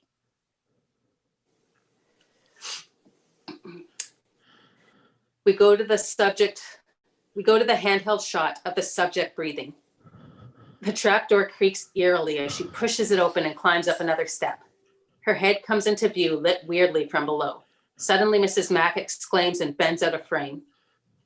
From directly below, we see Mrs. Mac bend over to tend to a stocking she has torn on a nail. Damn it, Claude. Look what you made me do. She looks back up. Come on, Claude. Here, kitty, kitty, kitty, kitty, kitty. Dimly in the half-light, we are aware of something awaiting above Mrs. Mac, but she doesn't see it. The camera zooms slowly toward the subject until we can make it out. It's a noose dangling above Mrs. Mac's head. She squints, her eyes trying to adjust to the darkness. I've got to clean this mess up. Come on, Claude. I can't see a damn thing. Here, kitty. The horn honks persistently from the outside.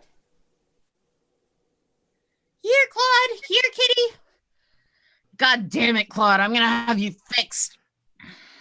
Suddenly, she stops and peers into the gloom. A puzzled look comes over her face. Immediately, it turns to one of terror. The camera zooms rapidly into a tight shot of Claire's grotesque body. Mrs. Mac gasps, tumbling back on the ladder. We hear a loud thunk. Mrs. Mac looks up.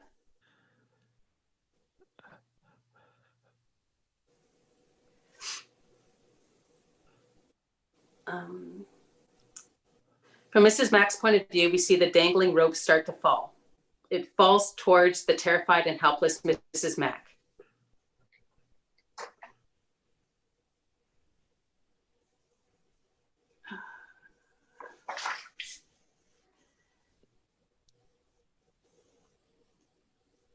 Do we have a driver or am I lost? That's me. I'm sorry. Hey, is anybody there? There's silence. He shrugs, turns away, and goes down the stairs. There's a creak of rusty hinges as the attic trapdoor is slowly lowered. We have an extreme high angle shot of the attic window as the cab driver walks away from the front of the house. He opens the car door and looks curiously up at the big silent house, gets in the car and turns it around. His headlights flare in the lens. There's the sound of heavy breathing, which becomes louder and heavier until it is almost deafening. The subjective camera growls and shrieks and then rages through the attic violently. Mrs. Mac's hanging body is smashed aside and swings in a broad arc. The camera feels and sounds like a ferocious trapped animal. It slams up against a wall and turns careening through the attic again with an agonized wail, knocking over a chair and breaking the rocking horse with almost superhuman strength. It crashes viciously to a corner with the sound of breaking glass and gags and hisses and growls. It shakes about on the floor and whimpers until the sound became more human, like a man crying. The beam of a powerful snowmobile headlight flares in the lens, then moves past. Several figures are silhouetted against the snow in the park as they cross the park. Lights of houses can be seen beyond them. Jess runs up past the others to Chris.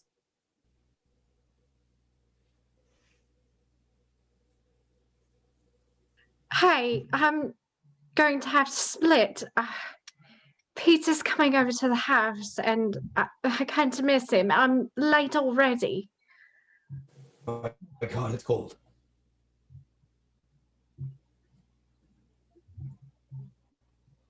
Yeah, I'll be coming home very soon too. I'm freezing. We'll let you know if anything happens. Okay, thanks. Yeah, See you later. bye, Jess. Jess runs off down the park to the street. In the background, we hear voices shouting, "Janice and Claire."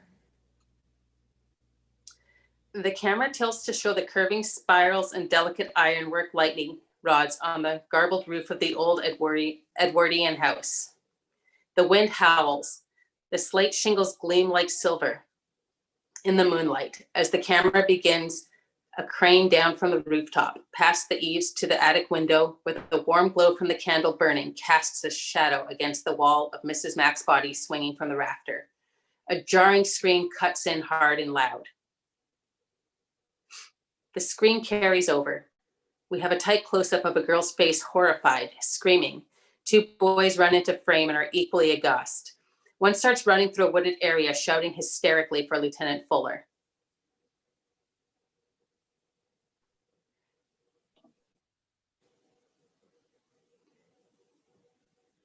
Hey, get someone over here. Get someone over here. The other boy at the scene turns and retches. Still others arrive and stare down horrified and then turn away. Mr. Harrison is standing with a group of people in front of his car drinking hot coffee. He hears the boy's voice. He gives the others a hopeful look and runs off into the park. Phyl and Chris hear the boys shouting for the police and run towards the sound. Mrs. Quaife, still sitting in the back seat of a squad car, sees people running past into the park. She looked around in alarm, hearing the shouting, and gets out of the car. The policeman takes her by the arm and tries to get her back into the car.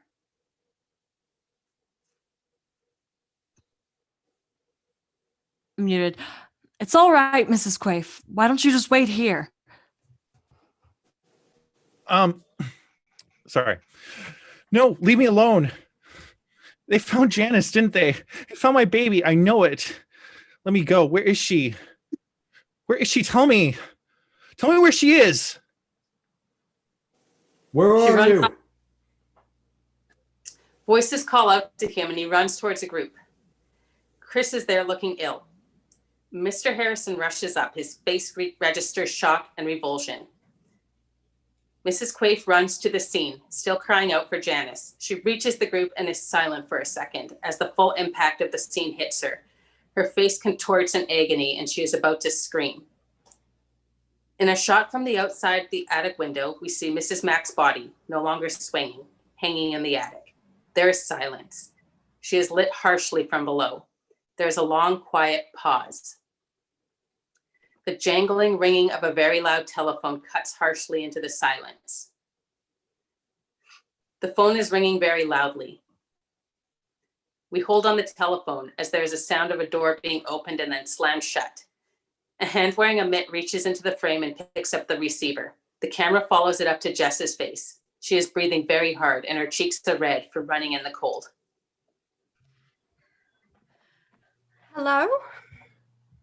She struggles with her coat trying to get it off, but she stops suddenly, realizing that this is the obscene caller again. This call is as bizarre as it can possibly be made, demonstrating very clearly the magnitude of the caller's psychotic state. The sound of his voice is very loud.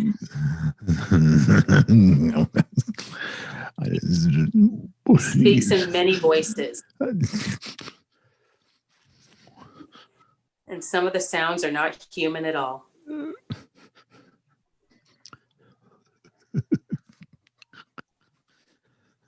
It's almost as if the other voices are acting out a sequence, having nothing at all to do with Jess. So, look, who is this?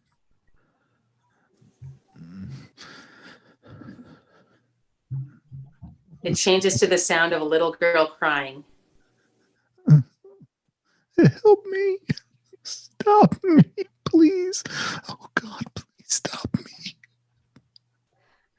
What do you want? And why are you doing this? Now, look here. I know that he's just isn't capable of such a thing. Who are you? For God's sake, what are you doing? You little bitch, I'll fix you. Stop it.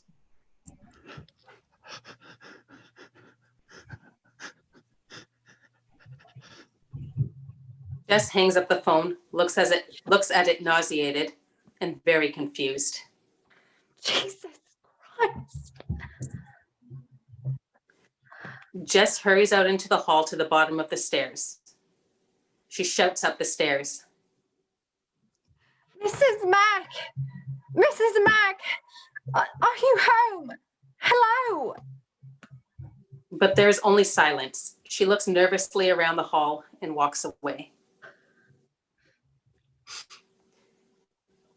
We pan to a quick cut of Mrs. Mac's face, severely contorted in death, hanging in the attic. Jess walks quickly through the kitchen, pulling off her coat and hangs it up in the dark back hall. We have a shot of the telephone. Jess picks it up and dials. The sound is very loud. She is very agitated. As she is dialing, we cut to a shot from the top of the stairs of Jess with her back to the hall. Down in the living room, in a handheld shot, the camera begins to move slowly down the stairs towards her. We stay on this shot and her voice becomes clearer as the camera moves closer to her.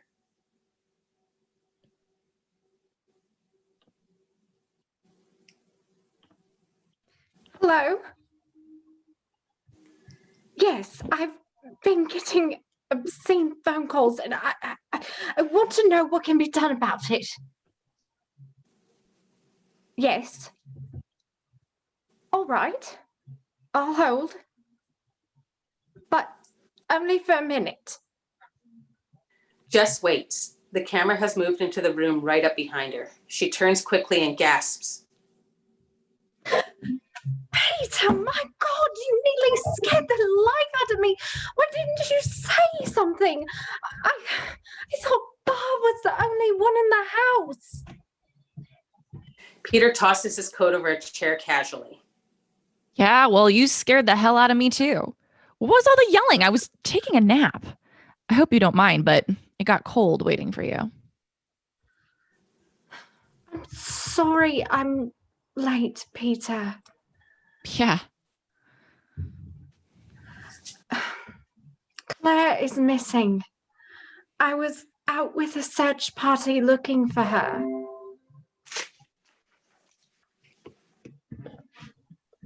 Yes. Hello. How noble. Hello. What's going on down there? I want to report something. No, I don't want to hold. How did the recital go? How do you think it went? What kind of game are you playing? I thought you wanted to talk, so why don't you sit down and quit attacking me, and we'll try to have a rational conversation.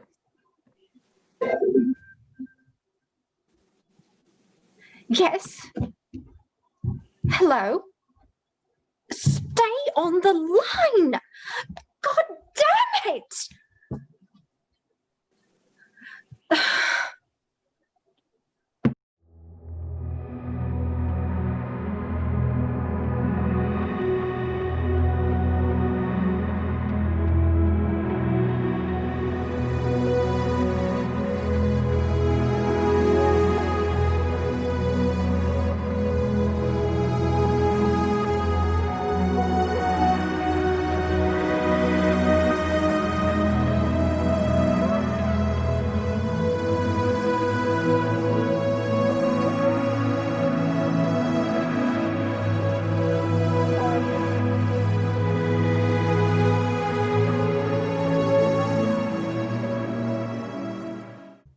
Interior police station, Nash, night. There are numerous people in the small police station and a lot of activity. The desk sergeant is trying to talk on the telephone. Okay, lady, calm down now. Let's have the story. Oh, yes? What's the address? 106 Belmont Street. Across the room, Mr. Harrison, Phyl, and Chris perk up. Camera pans with them as they come over to the counter. The sergeant doesn't notice them. Yes? How many calls? Well, did you call the phone company? Oh, yeah. Well, miss, we're very busy here. There's been a child murdered in the park. Interior, living room, Jess, night. She is stunned. Interior, police station, Nash, night. I don't know when we can get a man on it. Were the calls threatening? Oh, yes? Well, I see. It's probably just one of your boyfriends playing a little joke. Yeah, well, I'll report it, and we'll try to get a man on it as soon as possible. I'm sorry, miss. But that's the best we can do. Okay. Yeah, goodbye. The sergeant finishes writing on a small pad, takes out another piece of paper from under the counter, staples the two together, and tosses them into a wire mail basket on the desk behind the counter. Camera tilts down to look in the basket. Interior, living room, Jess, Peter, night. Jess sits in a chair beside the phone with her hands covering her face in frustration. Look, Jess, I've done a lot of thinking, and I've come to some conclusions.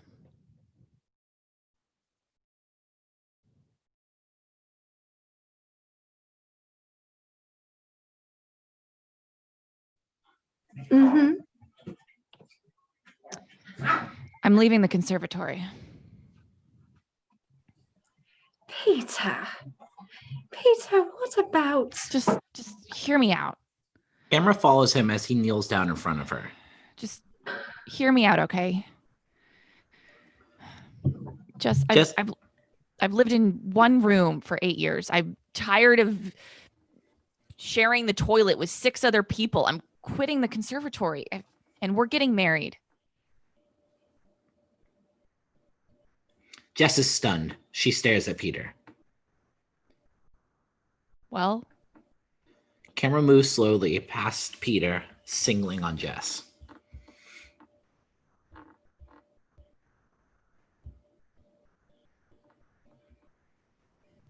Remember last year when you told me about wanting to be a concert pianist, how it was your greatest dream. And I told you about some of the things that I wanted to do. Well, I still want to do those things. You can't ask me to drop everything I've been working for and give up all my ambitions just because your plans have changed. Be realistic. I can't marry you. Sure you could. I mean, what would it change? We could be married and you could do anything you wanted to. With a baby, it's just wouldn't work. I know it. Well, what are you going to do about the baby? I'm going to have the pregnancy terminated as soon as possible. Camera follows him as he rises and begins to pass Jess. That certainly makes it all sound very tidy. But what I want to know is how you can justify getting your degree and working in the ghetto and all those altruistic things you talked about at the expense of a human life? At the expense of killing my baby? Camera follows Jess as she rises and crosses to leave. Look, I told you this afternoon I didn't want to discuss it. I never should have told you about it. Peter moves towards her and whirls her around to face him. I'm not going to let you do this, Jess. Interior, Lieutenant Fuller's office. Mr. Harrison, Phyl, and Chris, and the desk sergeant stand in front of a big old desk behind which is seated Lieutenant Fuller.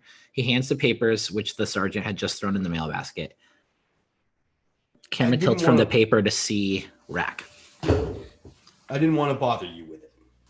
Oh, you didn't. Isn't this where your daughter lives, Mr. Harrison? Yes, it is. A high school girl has been murdered in the park. Mr. Harrison's daughter is missing, and now the house where she lives, the other girls are getting obscene phone calls. Don't you think we better check it out, Sergeant? Well, Lieutenant, I guess, sure.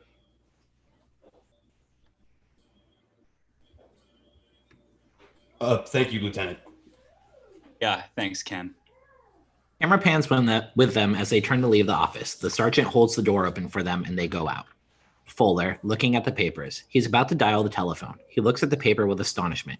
Camera pans with him as he walks to the door. Oh, Sergeant. Could I see you for a moment? Yeah, sure, Lieutenant. He crosses to Fuller. Sergeant, what is this? That's the number at the sorority house. Fellatio? Yeah, it's a new exchange. F-E. New exchange, huh? Yeah, fellatio. One of the girls that was in this afternoon gave it to me. She gave it to you. Did she? Yeah. Nash, I'm gonna have to put you in a home. Fuller exits. The sergeant shrugs his shoulders and shakes his head. In a close-up, we see Peter's fist slam into one of the ornaments. Camera tilts up to see Peter in foreground, Jess in the background. Jess looks at Peter. You're a selfish bitch. You're talking about killing my baby like you were having a wart removed. Now can you see why I didn't want to tell you? What the hell are you trying to do to me? What are you trying to do to yourself? Let's get one thing straight. You are not going to abort that baby. You are not going to tell me what I can and cannot do. Jess, if you try getting an abortion. Peter, I think you better go. In the background, we hear several people come into the front hall. Jess, if you do this, you'll be sorry. I said get out. He takes one last angry look at her and storms out of the room. Camera holds on Jess. Interior, front hall. Peter rages into the hall and stops when he sees Lieutenant Fuller, Phyl, and another man. He turns angrily and goes out the front door, slamming it shut. Lieutenant Fuller watches him curiously. Interior, living room. Phyl comes to the door and peeks in. Jess is curled up in a chair, looking angry.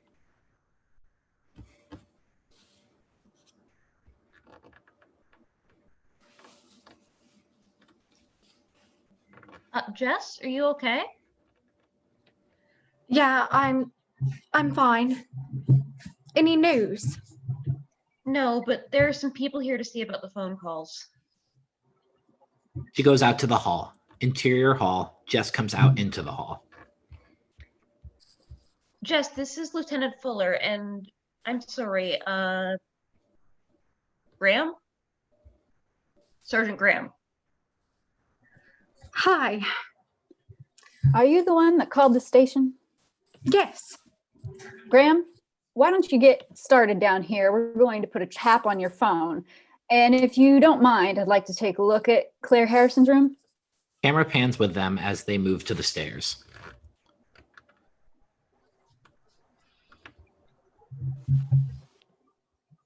Phil, you all right with that? Where's the telephone? There's one in the living room. Jess points him to the living room. Claire's room up here. Lieutenant Fuller and Jess follow her up the stairs. Camera tilts with them up the stairs. How many girls live in this house? Usually 10, but there are only 3 of us here tonight. They disappear over the top of the stairs. Interior living room. In the living room, Graham works on the telephone. He picks up the phone and dials a number. Interior Claire's room. Camera tilts up with him as Lieutenant Fuller picks up a hanger off the floor and tosses it onto Claire's bed. Jess and Phyl watch him. Camera follows around the room, holds on Jess and Phyl alternately in frame. They've called several times before, but usually they don't say anything. This afternoon, there was a call from a woman that I thought was the wrong number, but then she started screaming at me, and she wouldn't listen to anything I said. Who was the last one to see Claire? I think I was. Now, I don't want you to misinterpret this, but is there any chance at all that Claire was seeing someone besides Chris? No, I'm sure of that. Claire have any emotional problems, anything like that? No. Is this the way she left her room as far as you know? Fuller picks up the glass that Claire left there the night before and sniffs. Yes. What's this? We were having a party last night. Did Claire drink a lot? No, hardly at all. Did anyone see her this morning? No, I didn't. And all the other girls have gone for the holidays. Can you give me a list of the girls' home phone numbers?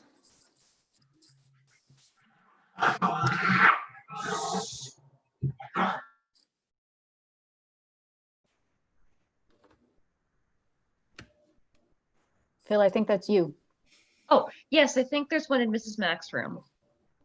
Who's Mrs. Mack? Fuller takes a last look around the room and they leave. She's us mother. Interior, Mrs. Mack's room. Jess comes into Mrs. Mack's room and turns on the light. I know she keeps a list somewhere here. She moves out of frame. Camera holds on Fuller as he enters. He looks around Mrs. Mack's room. Camera pans with him. Do you think there's any connection between Claire and the girl they found in the park? I don't know. Where is Mrs. Mack anyway? She went to her sister's for the holidays. I found it. This isn't the same line as downstairs? No, it's Mrs. Mack's private line. Thanks. Did any of the threatening calls come through this line? They leave the room. Jess turns the light out. No, they were all on the house phone. Interior living room. In the foreground, Graham is finishing work on the phone, while in the background, Jess and Phyl are coming down the stairs with Lieutenant Fuller. Did you get any deliveries yesterday? Or was there anybody working at the house or anything like that? I don't think so. Mrs. Mack would know. Is her number here? Yes. They walk through the hall to the living room. They enter as Graham is finishing up. Is there anyone else in the house? Yes, another girl who lives here, Barbara Pollard. She had a little bit too much to drink and she's sleeping upstairs. Is she the one who was at the station earlier today? Yes. Yeah. I heard about that. Let's let her sleep.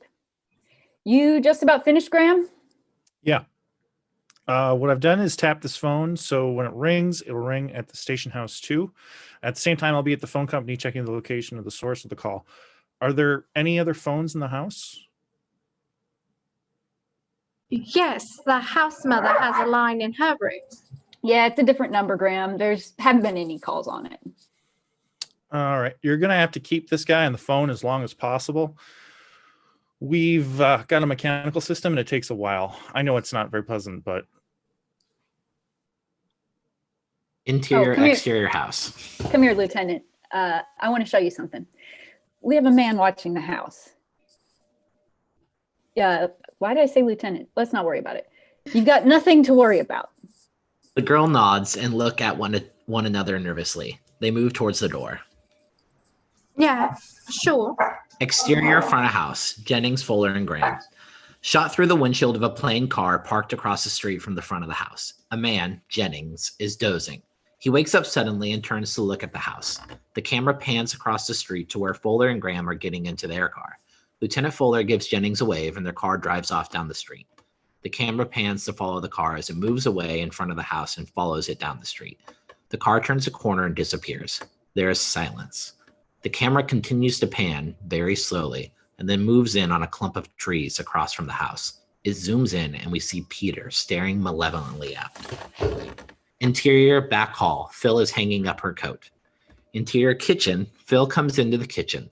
They look at one another and then Phyl falls into Jess's arms and begins to cry. Jess comforts her. Did you see the little girl?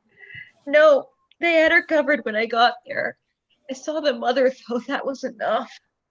God, Jess, I know Clare is dead. I can just feel it. Oh, come on now, Phyl. We don't know that. Poor Mr. Harrison. I feel so sorry for him. How's Chris? Oh, he's great. You know Chris. Phyl recovers and wipes at her eyes. They move into the living room. Interior living room, camera pans with them. I'm sorry, Jess. I'm exhausted. I've been taking these pills for my cold and they've knocked me out. Will you be okay if I go up to bed? Yeah, of course. Are you sure? Yeah, go on up and get some rest. Tell me if there's any news. I will. Thanks. Good night. Good night, Phyl. Phyl goes upstairs. Jess stands a moment, looking curiously around the living room. She sits down beside the telephone. Interior phone company. Graham is working at a very complex-looking panel and a switching station. The camera travels along a panel as numerous mechanical actions happen and various lights come on and off. He puts a receiver to his ear and pushes several buttons.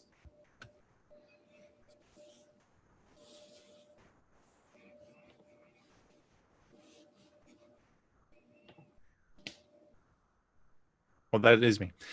Yeah, is it clear on your end, Jeff? Oh, okay, sure, yeah. I'll need about 10 more minutes. Okay, the only way it'll work is if they both come through the same switching station. Yeah. He moves to a new bank of switches and looks them over. Interior, Lieutenant Fuller's office. In Lieutenant Fuller's office, a young man, Jeff, hangs up a telephone. Fuller is on the other phone at his desk. No, I'm sorry, we haven't. I assure you, we're doing everything we can. Jesus!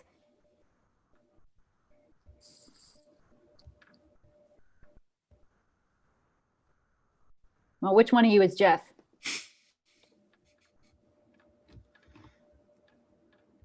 Graham's almost ready with the switching station. Now, when the phone rings in the house, this phone will ring here. The transmitter's been removed, so they won't be able to hear anything from this end. Great, thanks. Shot looking past Fuller to Nash. There's a knock and the door opens. Sergeant Nash sticks his head in. Lieutenant, the men are here from Scarborough? I'll brief them out there.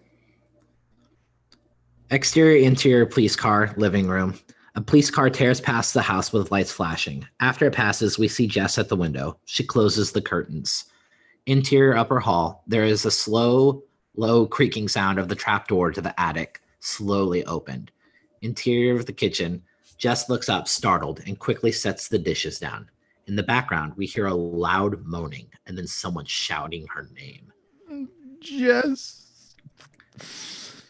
Interior of Barb's room. The screen is black except for a vertical streak on one side, which is completely closed off, and the screen is dark. We hear the sound of raspy, heavy breathing and painful moaning. The door is suddenly pushed open and light falls onto the screen. In silhouette, we see Jess run into the room.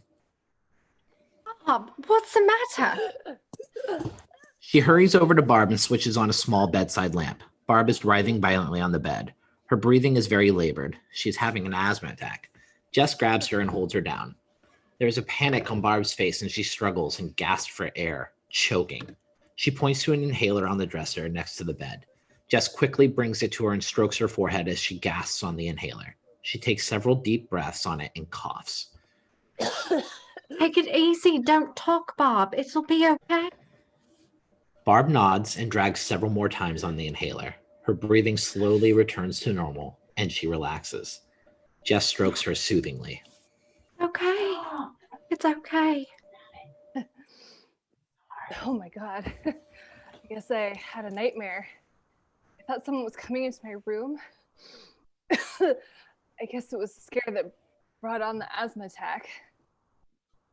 Well, it's all right now. Just relax. I should be so lucky to have a stranger come into my room. Feel better? How do I get so drunk? I don't know what I'm trying to do to myself. Boy, I really wiped out tonight. God, sometimes I really don't know what I'm doing. Don't, Barb. I don't know why I act like that. The girls here are the only family I've ever really had, and all I do is drive them away. Barb, don't do this to yourself. You don't think I know why you said you'd go skiing? You knew I was going to be alone for Christmas. Just why do I always have to drive people away? It's not that I want to. Silence for a few seconds. What happened tonight? I heard people yelling. Interior, upper hall. We hear the rest of Jess and Barb's conversation over a subjective shot of the door to Barb's room. There is breathing over the shot. Peter was here. We had a fight. What about? Barb is falling back to sleep. Oh, it's not worth getting into.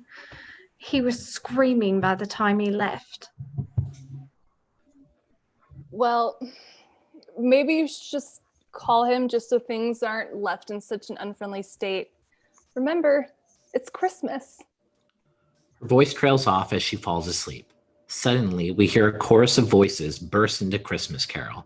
Jess rises and starts for the door. The camera retreats down the hall and turns to peer back at Jess as she goes downstairs. We see Jess enter the shot and pull back the curtains to reveal a chorus of younger children. One of them carries a sign for UNICEF. A mother stands smiling at them as Jess leaves the shot. Exterior, front lawn, the young carolers raise their voices in joyous song.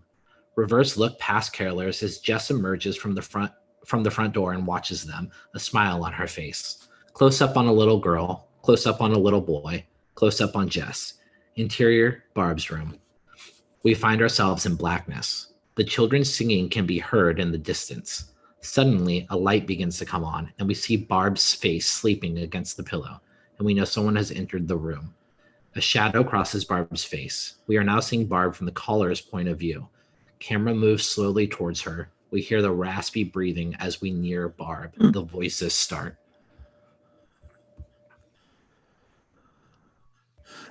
Didn't you tell Agnes you'd be sorry? Tell? Please, Agnes. Again. Barb stirs uncomfortably in her sleep. There now, Agnes. It's okay. It won't hurt. It's a nice Agnes, pretty Agnes. Go to sleep. Barb stirs, nearly on the edge of consciousness. Suddenly, the voice goes quiet. Barb starts to awaken. As she does, a low, gurgling, choking sound is heard. It turns incredibly vile. It builds in intensity, and at the peak, the voice shrieks out. Billy. Barb's eyes fly open. She looks up in confusion, trying to focus her eyes suddenly.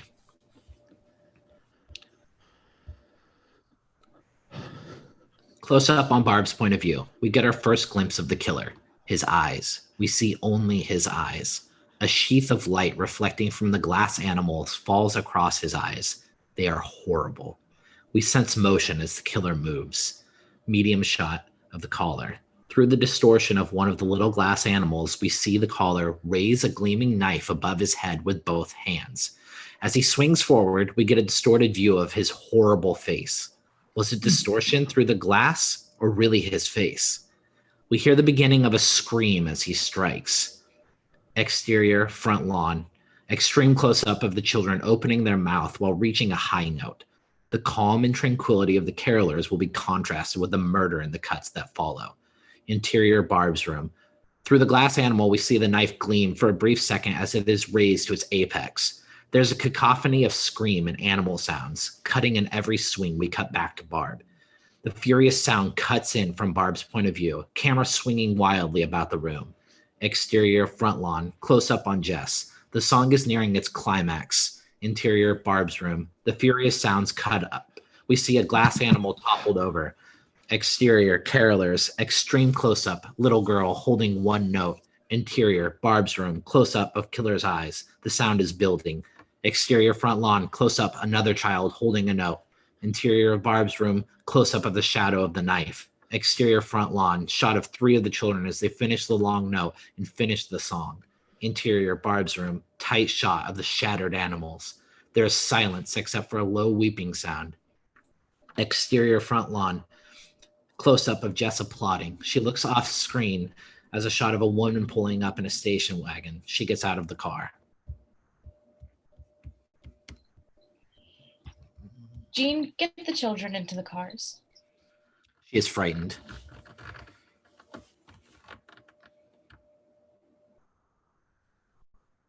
Why? What's up? Please, just get them into the cars. Jess comes out onto the lawn and gives the woman $1. Thank you. Merry Christmas. The children run down the front walk merrily to the waiting cars. There was a little girl found murdered over in the park tonight. Yes, I heard. Your phone is ringing. Oh, yes, excuse me. Good night. Certainly. Good night. Jess goes into the house and shuts the door. Interior, Lieutenant Fuller's office. Lieutenant Fuller rushes into his office and waits by the ringing phone, ready to grab it. Interior of the switching station. Graham stands in front of a large panel, watching. Interior, living room. The telephone is ringing harshly. The atmosphere of the house is changing, and Jess is shot from angles which accentuate her aloneness and vulnerability in the big house. During this scene, it becomes clearly evident that the caller is talking from the telephone in Mrs. Mack's room at the head of the stairs. There are shots from upstairs, down through the dark stairwell, and into the living room where Jess is standing. Jess picks up the telephone. Hello? Hello? Who's there? Interior of Lieutenant Fuller's office, a tight close-up of Lieutenant Fuller listening on the phone. Interior phone company. Graham, at the switching station, scans a large panel. He wears headphones and holds a long cable with a jack on it. He quickly plugs it into a socket in the panel and listens. He pulls it out and tries another. Interior living room, looking down on Jess from the hallway. Stop this. Nasty Billy. Nasty Billy? What an evil child. You filthy little beast. She screams. There is silence and then a low wheezing sound. This develops into the sound of retching and vomiting. Jess listens, very upset by the call, and looks around the room. Interior, phone company. Graham runs from one bank of panels to another and pushes the jack into sockets. We hear the phone conversation over this. Interior of the living room. There's a shrill, powered scream, then silence. A man's voice comes on the line. Billy, you must tell us this. Tell us the truth, Billy. Your mother and I have to know. There's a gagging and then silence. A raspy, whispering voice comes on, taunting her hatefully. You never have had any consideration for me. It was just like having a wart removed. There's a gasp and then silence. Oh my God. There's a click and then she hears the dial tone. Interior phone company. There's a loud metallic bang sound as Graham pounds his fist against the end of a bank of panels and shakes his head in frustration.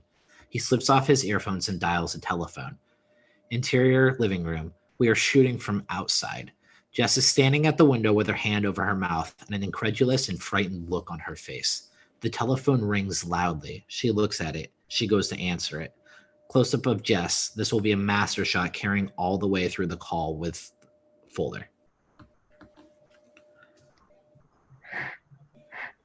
Hello? I'm sorry, Jess. We didn't get it. There wasn't enough time. You'll just have to keep him on longer. Oh, I see. Are you all right? You don't sound too good. No, I'm fine. You cried out there at one point. I think you said, "Oh my God." Did you recognize someone? Subjective handheld shot moves across the upper hallway, down on Jess. No, I guess it was just kind of getting to me. Did the call make any sense to you? Did it sound like anybody you know? No. Before, when he called, did he use more than one voice like this? Yes, he used several different voices. I don't know what to think. Jess, do you think it may be possible that it's somebody you know putting you on? No, I don't think so. Jess, I meant to ask you before. Who was that guy who was leaving the house when we arrived tonight? My boyfriend, Peter. Were you in a fight? There's a lot of noise in the outer office. Fuller's door is pushed open and an old farmer, Jack Weller, is pulled in struggling by two uniformed policemen. In the outer office, we see another policeman in uniform with his pants down and several men looking at his behind, which is covered with red spots and bleeding. Letting no son of a bitch trespass on my land in the middle of the night, no matter what kind of uniform he's wearing. Shit. Jess, okay, look, I'm going to call you back, okay? You okay? Yeah, yes. I'll call you back in a while. We'll get him on the next one. He hangs up. Camera dollies with him as he marches out into the room. What the hell is going on?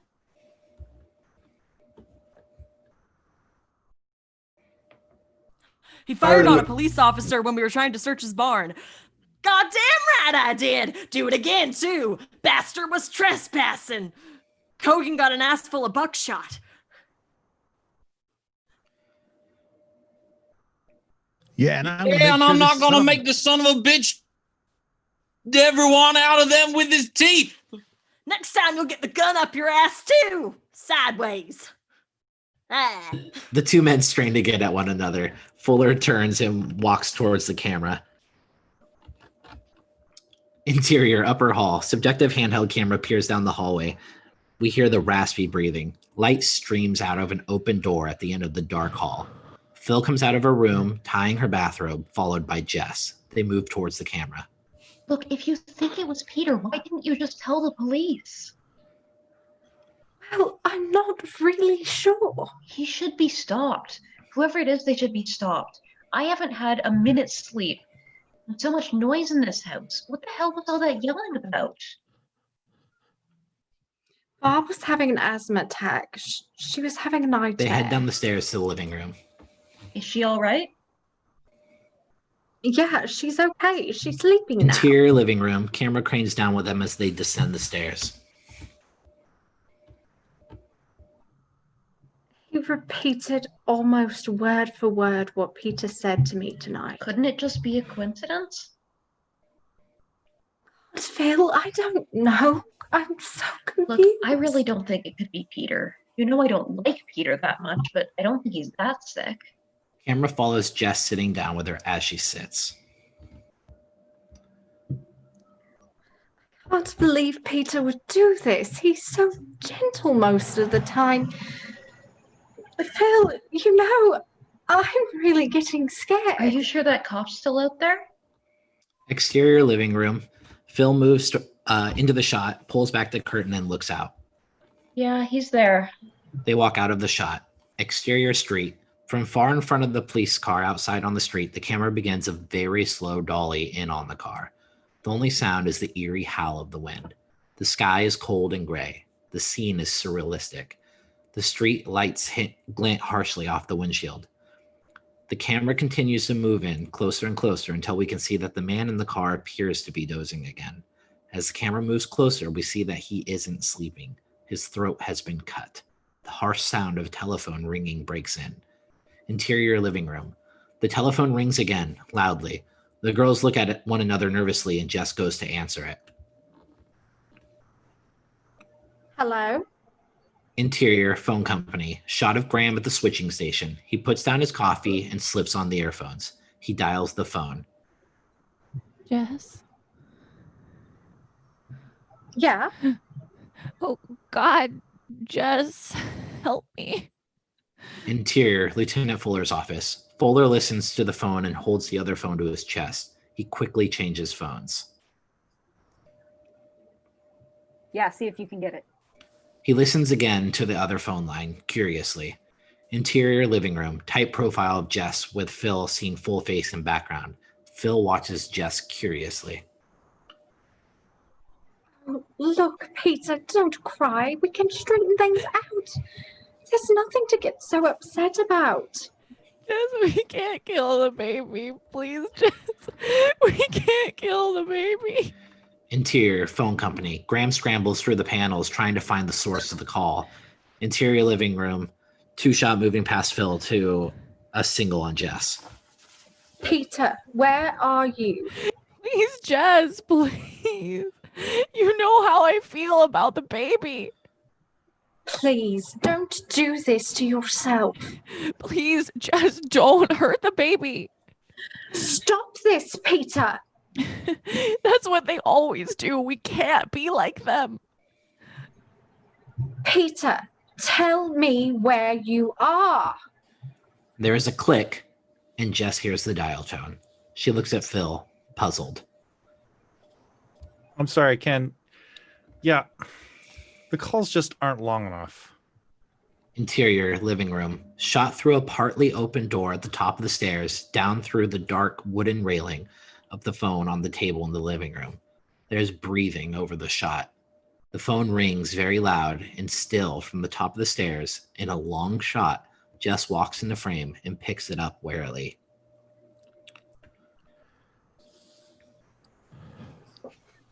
Hello? Phyl walks in the frame and sits down. Interior Lieutenant Fuller's office. Camera moves around Fuller in a slow dolly. This will be a master for the scene. Jess, it's Lieutenant Fuller. Do you want to tell me what that was all about? You listened to that? Yes. Jesus, what did he mean about killing the baby? Jess, I think it's important that you tell me. I'm pregnant. I told him I didn't want to have the baby. When did you tell him this? Today. We can't kill the baby. That's a strange way to put it. Peter's an artist. He's a composer. He's very high-strung. Neurotic, maybe? No more than a lot of people. Jess, are you sure you're telling me the whole truth? I've got a strong feeling that you're holding something back from me. I don't want it to be Peter, Jess, but I've got a strong feeling that it may be. Look, think back. Was Peter with you at any time when you've gotten any of these calls?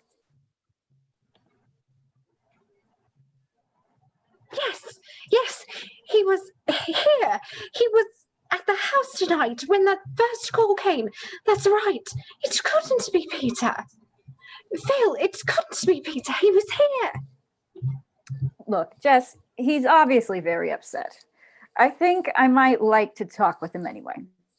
Could you tell me where he's at? But when he gets like this, he goes to the recital hall at the music conservatory and plays. Thanks. If you get any more calls, you've got to keep them on the phone longer. You're not giving our men enough time to get a trace. The shot, again, is from the top of the stairs. I'm really trying. It's not easy. It really upsets me. Yeah, okay. Right. You're doing a good job. I'll talk to you in a while. Yeah, sure. She hangs up. She looks at Phyl. God. I knew it. I knew it couldn't have been Peter. Interior, Lieutenant Fuller's office. A map of the area, camera pans down from the map to see Lieutenant Fuller standing at the map and Sergeant Nash with him describing the progress of the search.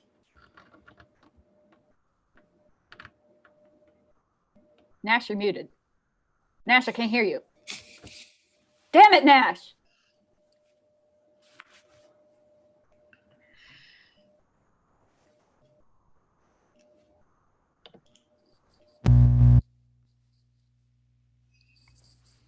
Better? Yes. Okay. Go ahead. Thank you. Yeah, they've now covered the entire campus area, and now they're moving over towards the lake. I don't know where we're going to go from there. Just let me figure that out, Nash. There are more men coming in from Willowdale. I think they should start at the south end of the town and just work their way through on a house-to-house search. Okay. Nash turns and leaves the office. Camera pans with Fuller as he returns to his desk and sits. He looks puzzled. He thinks a moment and then rises. He goes and opens the door. He sticks his head out and speaks to Nash. Nash, I'm going to get that dean of admissions on the phone. I want to see the student records on Peter Smythe, a student at the music college, and have a car sent around right away. Exterior house. Shot of the front of the house. There is silence except for the sound of the wind. A figure stands silhouetted in one of the dining room windows. We hear noises down the street. Camera pans to look down the street. A crowd approaches. Interior kitchen. Cut in on the loud sound of water running in the kitchen sink. Phyl stands at the sink letting the water run. She walks across the room to a cupboard and opens it. As she passes the back door through the window, we see the haggard and wind-blown face of an old man. Phyl doesn't notice. Hey, Jess, do you want one or two? Interior dining room. Jess is standing at the window in the dining room. Over her shoulder, we see a large crowd of people coming down the street with flashlights. Two, please. You should see. There's a big crowd coming down the street. She stands and watches. Suddenly, we hear a blood-curdling scream from the kitchen. Jess rushes out of the shot. Interior kitchen.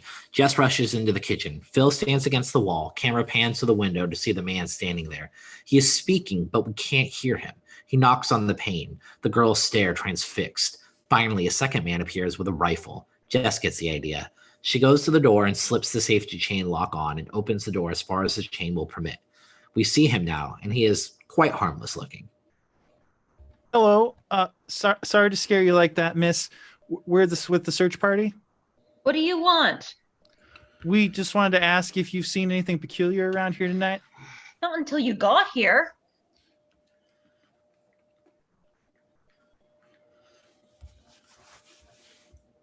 Ew.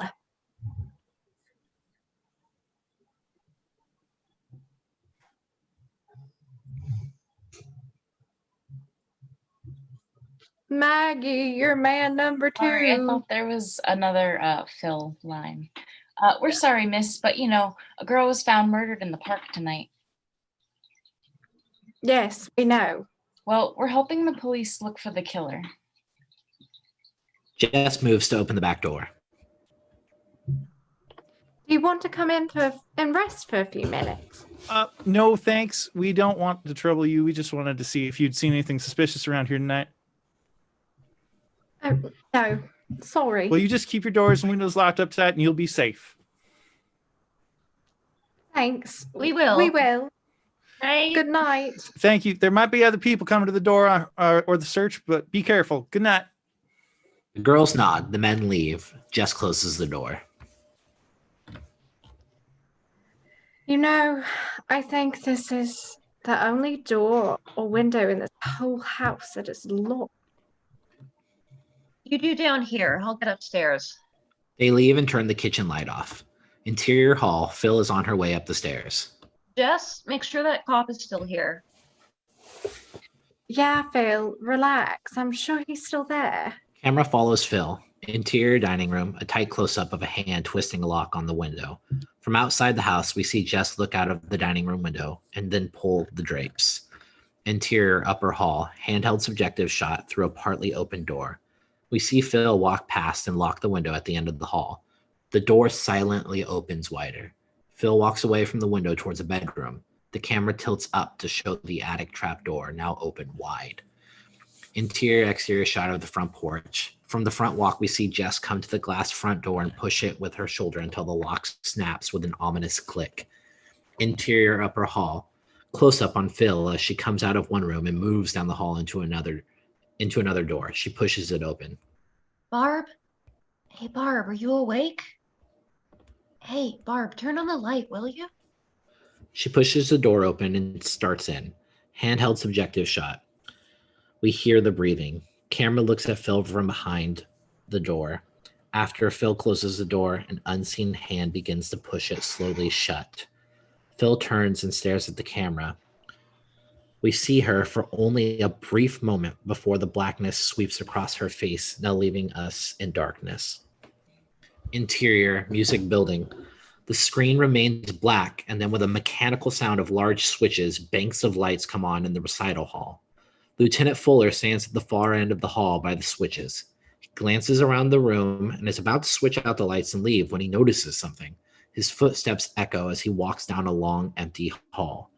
Interior front hall. Camera pans with Jess as she walks through the hall to the bottom of the stairs and listens. Phyl? Hey, Phyl. Are you up there? The house is silent. She thinks a second, looks around the hall nervously, and then starts to go up the stairs. The phone rings loudly. She looks back down at the phone and then up the stairs again. She turns and goes back down. Interior living room. Tight close-up on Jess as she walks back to the telephone. She looks at it, and then very hesitantly, she lifts the receiver. Hello? This call is the most electrifyingly bizarre. He screams and speaks in several voices again, and the sounds he makes are disgusting. Little girl screaming. Mommy, help. She gags. Billy, don't do that. Oh, you're hurting. She cries. Older woman's voice is furious. I saw that. He put his hands between her legs. For Christ's sake, you filthy little animal. And as a little boy.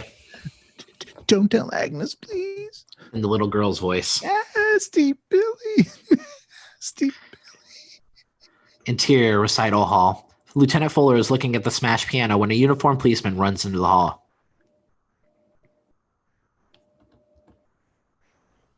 Lieutenant Fuller, that guy's on the phone back at the sorority house. Fuller turns and runs down the recital hall and out the door. Interior phone company. Graham runs from one panel to another, desperately trying to get the call this time. We continue to hear the call from the house over this as he pushes the jack into sockets. God,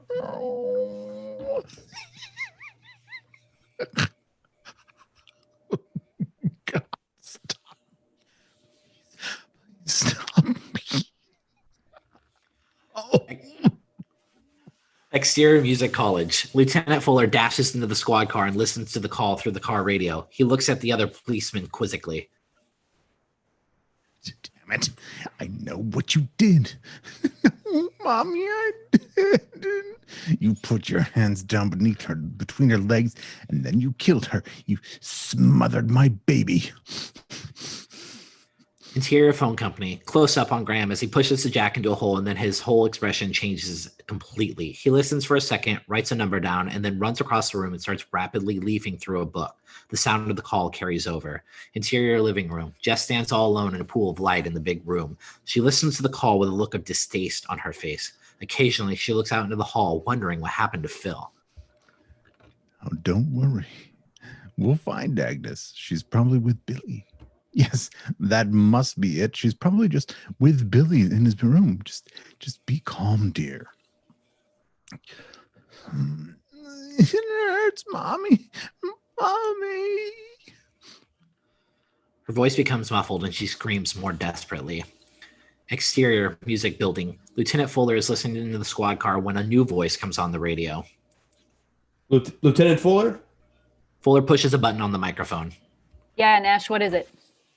Graham's on the other line, sir. He says he's got a trace on this one. Yeah, let's have it. He says the calls are coming from 106 Belmont Street. Nash, you got it wrong. For Christ's sake, that's where the calls are going 2. That's where they're coming from too, sir. Shit. Lieutenant Fuller pushes the button on the microphone again. Jennings? Exterior street, close shot of the police radio and the plane car in front of the sorority house. Lieutenant Fuller's voice sounds tinny in the static as it comes through the speaker. Jennings. God damn it, Jennings. Answer me. Jennings! Jennings, where the hell are you? The camera pans slowly from the radio across to Jennings' knee and then tilts up to show Jennings' dead face staring vacantly out into space with his throat cut. The car speeds away.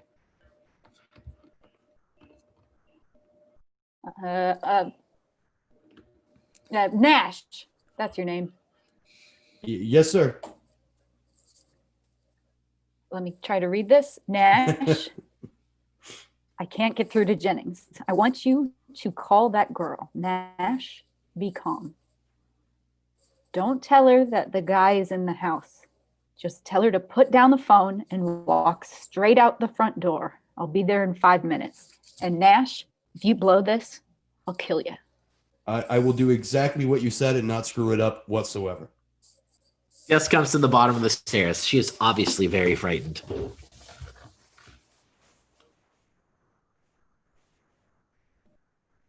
You're muted.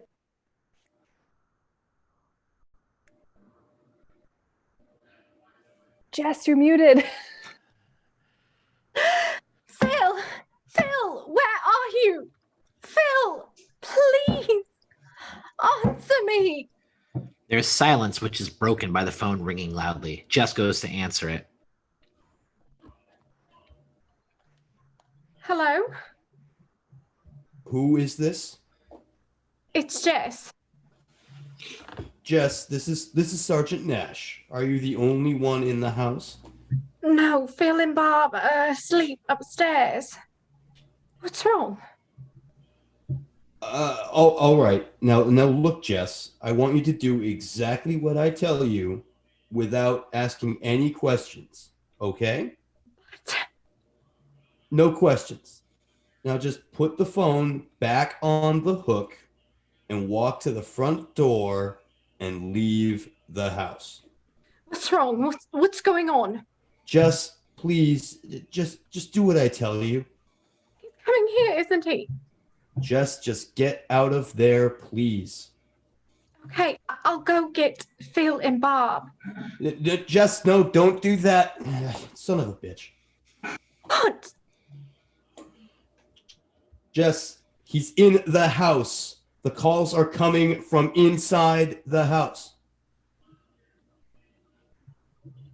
Camera pans.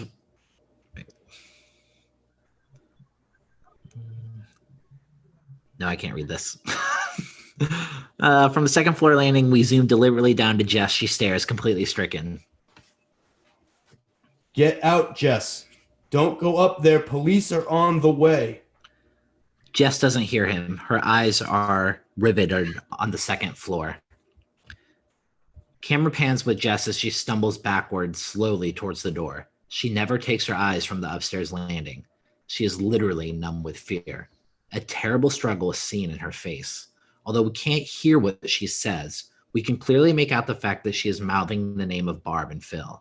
She continues to do so until she searches the door. Then she starts to raise her voice as if the very act of it will free her from her dilemma. Barb! Silence. Phyl! Barb! She screams the name in a desperate plea, but she knows there's no way out. We see the resolve grow in her face. She bolts out of the shot. She runs into the living room and looks around desperately.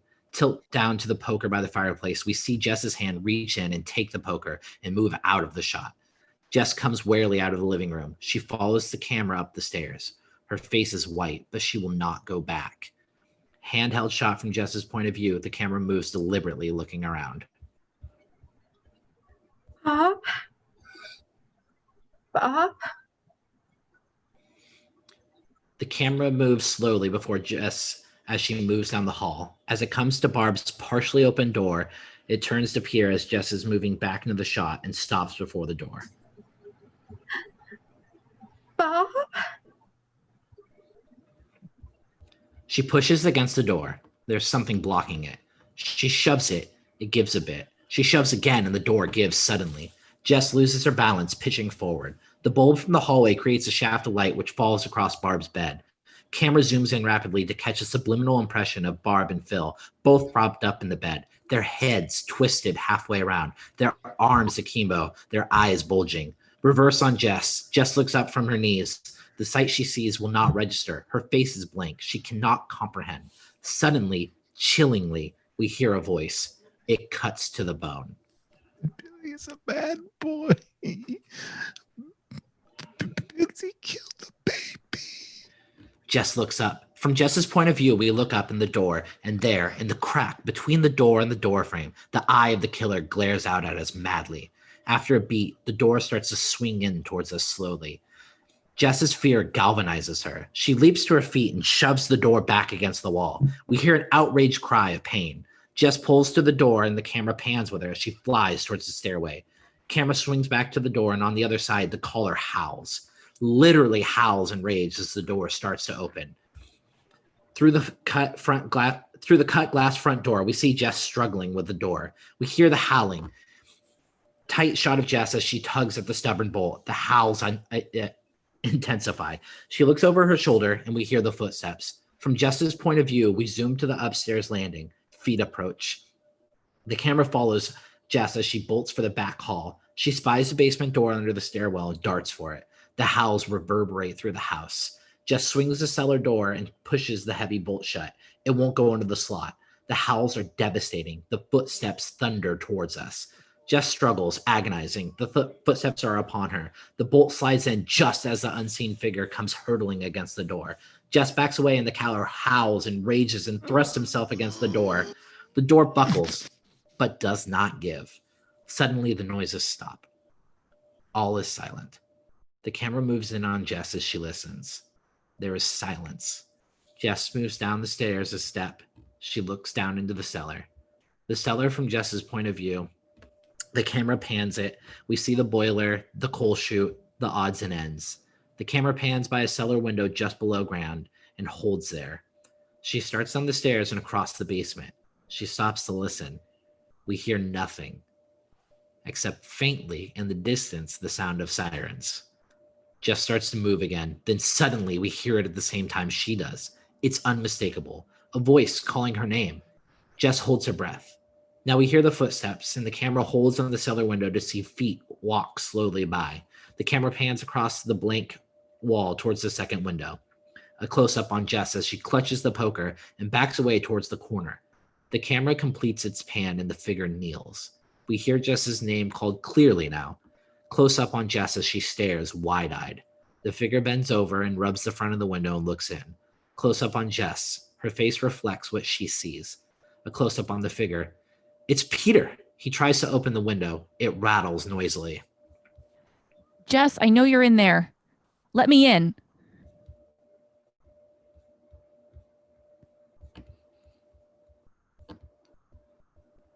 Close up on Jess. There's ominous silence as Jess, watching the window, backs terrified across the room.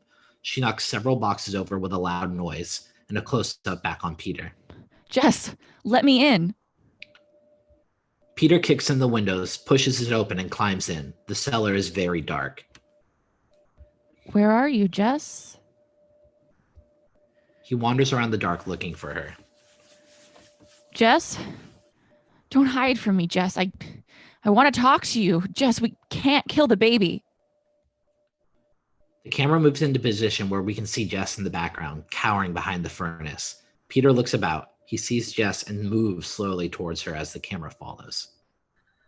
Don't come near me, Peter. Jess, I'm sorry, Jess. Get away from me. In the distance, sirens wail. I'm warning you, Peter, get away. Jess, you know how much I... Jess strikes out suddenly, hitting Peter across the side of the head with the poker. He falls to his knees, Peter looking over his shoulder at Jess. Peter looks up, stunned. He reaches for her again. The poker flies back, and she hits him again and again. In the exterior, police cars arrive at the house. Fuller, Jennings, policemen. In the extreme foreground, we see Jennings staring blankly. The squad car pulls up beside Jennings' car. The cops leap out and run for the house. Fuller leaps out and sticks his head into Jennings' car. He turns to run towards the house. A second squad car pulls up. In the distance, we see the cop breaking the door glass as Fuller rushes up and the cops yelling out. The cellar. They start inside. We are in the darkness. We hear footsteps and voices. Suddenly, the basement door is shattered by the blow of an axe. Light streams through. The axe falls again and again. The cops burst through and come bounding down the stairs. They stop short.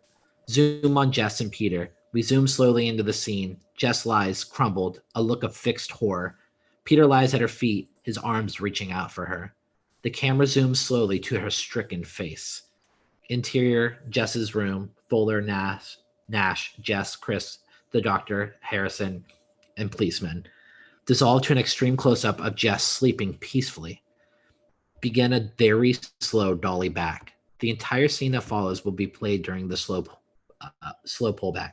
At first, we only hear the voices off camera, then Chris and Lieutenant Fuller are revealed. As the pullback progresses, we see more of the room and where the camera will end up. Several times we see policemen or ambulance attendants cross. We have the feeling of great activity whirling about as we pull back, always holding. What follows is overlapped. Apparently you made a phone call after every murder. Who knows? I can't read any of these lines and I don't know who I'm talking to, but I'm just going to keep talking because it's supposed to be overlapped. But I know that we got our killer. Definitely don't need to look for anyone else. We see a man lean in and pull back Jess's eyelid and then take her pulse. The camera now includes Fuller and Chris partially. She's under. What time do her parents get here? They'll be here in a couple of hours. They're driving down from Unionville. All right. I'll stay with her until then. Did anyone notify Patrick Cornell? Who is that? His boyfriend. It's okay, I'll do it. Just then, Nash moves into frame. He whispers to Fuller. Luke, I think we're going to have to take these bodies to the morgue in Lincolnville. The hospital doesn't have facilities for this many at once. All right. Notify the county coroner that to start an autopsy right away. Yes, sir. The camera is pulled back and now includes Mr. Harrison in the edge of the frame. Two ambulance attendants move past the camera, wheeling out one of the girls' bodies. Everything about wrapped up here? Yes, sir. The state lab guys will be here in an hour, they said. I've got McClaskey out front. You want me to leave someone in here? No, the doctor will stay with her. The station, a couple of them found their way here. Oh, okay. The station's full of reporters. A couple of them found their way here. And there's TV guys downstairs. They want pictures. Christ, send them back to the station. We'll talk to them there. We're leaving in a minute. Right. Nash moves by camera, pushing Mr. Harrison. The doctor speaks in the background. God, this is unbelievable. We've got a mass murderer on our hands. At this moment, Mr. Harrison starts to crumble. He begins to moan softly. His body sways in his chair. The others turn towards him. Chris leaps to grab him just as he falls from the chair. The doctors come from around him. Fuller moves to help Chris. Mr. Harrison has collapsed completely. His body hangs limp. He makes faint whimpering sounds as the doctor throws his head back and examines him. He's in shock. Help me get him downstairs. We'll have to take him to the hospital. They lift Mr. Harrison to his feet and support him. They move him towards the camera. She's all right, Mr. Harrison. I really believe that she's gonna turn up. Can't hear you. They move past the camera, leaving Jess alone, sleeping quietly. A soft stream of light from outside falls across her face. We hear the sounds from downstairs as the men move out of the house. McClaskey, open the flippin' flapping door. We hear the front door open. The shot continues to hold on Jess as, in the distance, we hear the men leave the house and the front door closes. There is silence. Jess lies sleeping soundly. Then, very faintly, not far from the camera, we hear a muffled sound. The camera turns slowly and looks down the hall.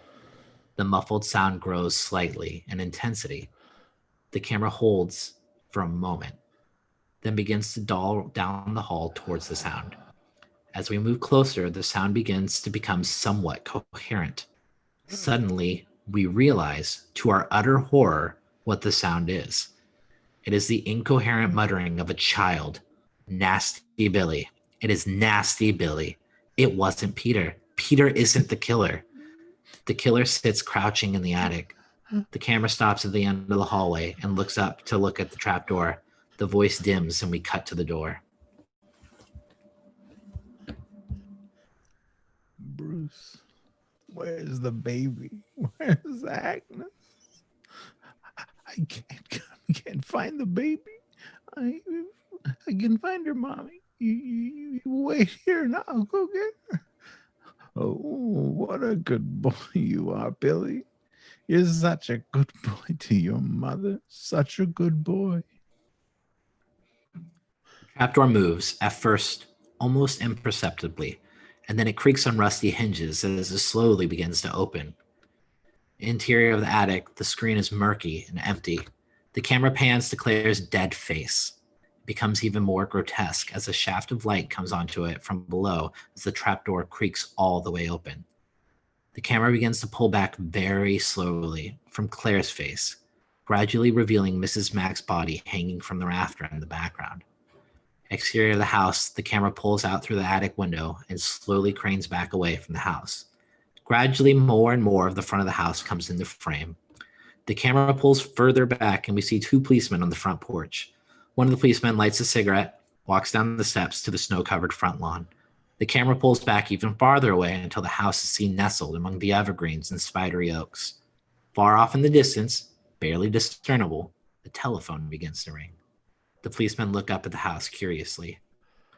Bring on the credits. The ringing of the telephone floats ever more strongly to us. The picture fades to black. End. Woo! Yahoo! We did it. Hooray! Yes, we did we it! did the same. Surprise! Oh my Jason, you're an absolute fucking nightmare. My God. I was truly terrified. That was Jesus. And unsettling. I Oh my love God, the that was effects you so added scary. too. Yeah. That was great. Ugh. That was incredible. Thank you. My face, I so was really like some real terror there. Mhm. It's really gripping, isn't it? It's really like Yeah. I'm Yeah. sorry that I went full When you Gollum see there it written out times. and not like hearing it like all muffled and like in the phone and everything, you can really follow the like through line of the killer's like whole story. It's wild. Yeah. Yeah. Definitely. Now I'm afraid every time I breathe on my microphone, you guys are gonna think weird things. I still can't quite follow it because I couldn't read the Forever handwriting, terrified. Good God, thank you all so much. This has been absolutely amazing. Everybody killed it. Oh my God, round of applause. Hey, so fun. Hey. Oh Thank my you for having God. us. Well, Yeah, absolutely. thank you all for doing it. This has been a pleasure. Oh my God, I'm This so was so excited. fun. Yeah. I'm sorry I said the thing about Kurt Russell. Don't be. We all want to fuck Kurt Russell. We know it. It's true. Solid pun. Solid pun. I appreciated it. Yeah, who doesn't want to fuck Kurt Russell? I mean, The truth you Fair. must Wyatt Russell? recognize. I hope. I will be back very yeah, shortly. probably. As he's the fruit of what happens when you fuck Kurt Russell, though. That's true. Who? Oh, bye, His son? Adrienne. Thank Oh, bye, you. Adrienne, of course. Bye, Adrienne. Adrienne. Good job. That was great. I'm gonna go to bed. Yeah, Bye, let's go. Josh, we love you. Love you Taco all. Bell. You guys. See you You're an next time. angel. Good night. Bye. Merry Christmas. Happy holidays. Merry Christmas. Merry Christmas. Yeah, Merry Christmas. Yep, I'm gonna go have Taco Bell. Yep, I'm Oh gonna my go God. eat. Bye. Yeah, I'm I am gonna Love also you gonna go to guys. bed. Bye, too. guys. Bye, everybody. Good night. Thank you, everybody, for giving me a shot on this. I very much appreciate it. Oh, yeah, thank you Always. again. It's a blast. Come back Thank you again for having me anytime. on my first one of these. Hope to Yes. join for more. Me too. We gotta do more. Thank you. Thank you. Mwah.